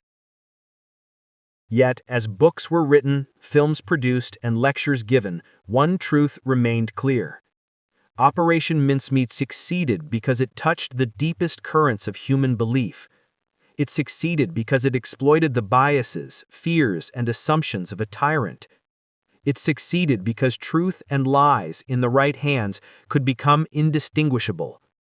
And at the heart of that success was a man who had no voice in the matter, whose silence, in death, spoke louder than any living operative could. By the time historians fully unmasked the operation, the world had changed again. Wars had come and gone, empires had risen and fallen, but the story of Mincemeat stood as a timeless reminder of the strange alchemy of war, how it transforms the powerless into powerful, the forgotten into unforgettable, the dead into silent heroes. When visitors today stand before Glyndwr Michael's grave in Huelva, they often feel an unexpected swell of emotion. Some see him as a tragic figure, others see him as a hero, but all feel the weight of his story, the remarkable twist of fate that lifted him from anonymity into the pages of world history. The unmasking of Operation Mincemeat did more than reveal secrets. It restored a man's name. It gave him back his identity. It ensured that history would no longer remember only Major William Martin, the fictional spy, but also Glyndwr Michael, the man whose body changed the course of a war. And in the quiet corners of intelligence circles, one truth remained whispered with reverence. Some heroes never speak, but they are never forgotten. The legacy of Operation Mincemeat does not live in monuments, medals, or grand memorials. It lives in whispers, in lessons, in the quiet recognition among soldiers, scholars, and intelligence officers that war is not won only on battlefields. It is won in the gray spaces between truth and illusion. It is shaped by the invisible hands of those who never fire a weapon. It is steered by choices made in map rooms, cipher huts, and shadow-cloaked offices where imagination becomes a strategic weapon. Mincemeat was one such weapon, an act of brilliance that rewrote the rules of deception and forever altered the way intelligence operations were conceived and executed. When the operation was first declassified and its details finally revealed, the reaction among modern military thinkers was not just admiration, it was astonishment. Here was a deception so carefully constructed, so richly detailed, so psychologically precise that it had manipulated an entire enemy leadership apparatus. It had influenced Hitler himself, and it had done so through a single body, a single briefcase, a single false narrative. The elegance of the operation lay in its simplicity, but its genius lay in its execution. Intelligence officers realized that Mincemeat had not just fooled the enemy, it had reshaped their understanding of how human belief functions under pressure. In war colleges across the world, instructors began using Mincemeat as a case study. They pointed to the operation as proof that information, when weaponized with creativity and insight, could be deadlier than explosives. It demonstrated that human psychology, especially the biases and blind spots of leaders, could be exploited more effectively than any artillery barrage. Students learned how Montague and Cholmondeley had built their deception not on technological superiority, but on an understanding of the German mindset. They had known that Hitler feared Balkan instability. They had known that he trusted documents more than he trusted his own generals. And they had used those truths to turn a corpse into a courier of chaos. But beyond military analysis, the legacy of Mincemeat reached something more profound, the understanding that small, seemingly insignificant lives can leave enormous marks on history. Glyndwr Michael's story became a symbol of this. His life had been ordinary, marked by hardship, overlooked by the world. Yet in death he played a role so important that it influenced the trajectory of the entire war. His legacy became a testament to the idea that greatness is not always forged by choice, talent, or destiny. Sometimes it is forged by circumstance, by tragedy, and by the decisions of others who see in a forgotten life the potential to shape the world. The ethical dimensions of the operation also became part of its long shadow. Debates emerged in academic circles about the morality of using a human body in such a manner. Was it exploitation? Was it justified by wartime necessity? These discussions stretched across decades, crossing classrooms, symposiums, and bookshelves. Yet in the midst of these debates, one truth remained unshaken. Mincemeat saved lives. Tens of thousands of Allied soldiers survived the Sicily landings because the enemy had been deceived. While Glyndwr Michael himself had no say in the matter, the operation built around him prevented bloodshed on a scale that would have dwarfed his individual tragedy. His grave in Huelva, once an unremarkable marker, became a site of quiet pilgrimage. Veterans visited to pay respects. Historians came to feel the weight of history pressed gently on their shoulders. Tourists left flowers or notes. Some simply stood for a moment in silence, acknowledging the strange and haunting significance of the man beneath their feet. His epitaph was later amended to include both his false identity and his true name, ensuring that the world would remember the man who became both hero and symbol. Meanwhile, in the annals of intelligence history, mincemeat became a benchmark for future operations. During the Cold War, espionage agencies studied it meticulously, looking for insights into how to shape narratives, exploit fear, and manipulate geopolitical expectations. Its lessons echoed in operations from Vietnam to the Middle East, from espionage standoffs in Berlin to clandestine maneuvers in Africa. The idea that a carefully constructed fiction could turn the tide of conflict remained a guiding principle for intelligence operatives navigating the shifting landscapes of ideological warfare. But the legacy of mincemeat reached beyond military strategy. It touched literature, cinema, and popular culture. Writers drew inspiration from the operation's audacity. Filmmakers explored its psychological intricacies. Teachers shared its lessons with students learning about World War II. The phrase, "the man who never was," entered the lexicon as a symbol of daring and creativity. Even ordinary people, hearing the story for the first time, found themselves drawn to its strange, surreal beauty.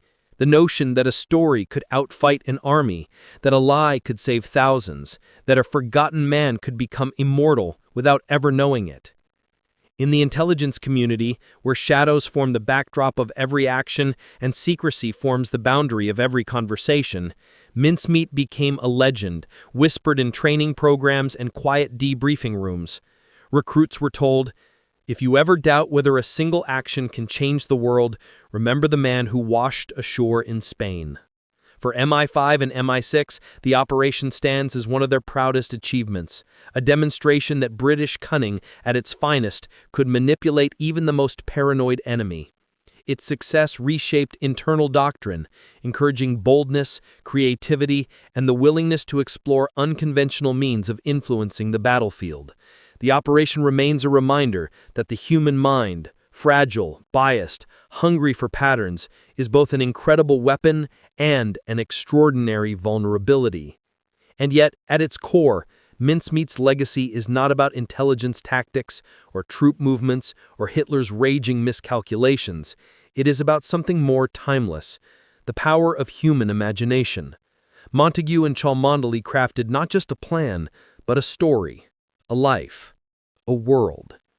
They wrote a narrative so convincing that it bent reality around it. In doing so, they revealed something that applies far beyond the battlefield, something that reaches into the heart of storytelling, belief, and human decision-making. The legacy of mincemeat is this: stories can shape the world. Lies can become truths in the minds of those who believe them. A single narrative, well-crafted and well-timed, can shift the course of history. And somewhere in the quiet cemetery in Huelva, the man at the center of that narrative rests beneath a stone carved with both his false name and his real one. The waves that once carried him ashore continue to lap gently against the coast, marking time as they always have, unaware of the role they played. But the world remembers him now. Glyndwr Michael, Major William Mayton, the silent hero, the man who never was, and the man who changed everything. Operation Mincemeat remains one of the greatest reminders that war is not won solely by those who charge into gunfire, but also by those who create illusions strong enough to alter the mind of a dictator. It is a testament to human ingenuity, a monument to lost lives saved, and a story of a man who found purpose in death when life had denied him one. And in the final accounting of history, perhaps there is no legacy more profound.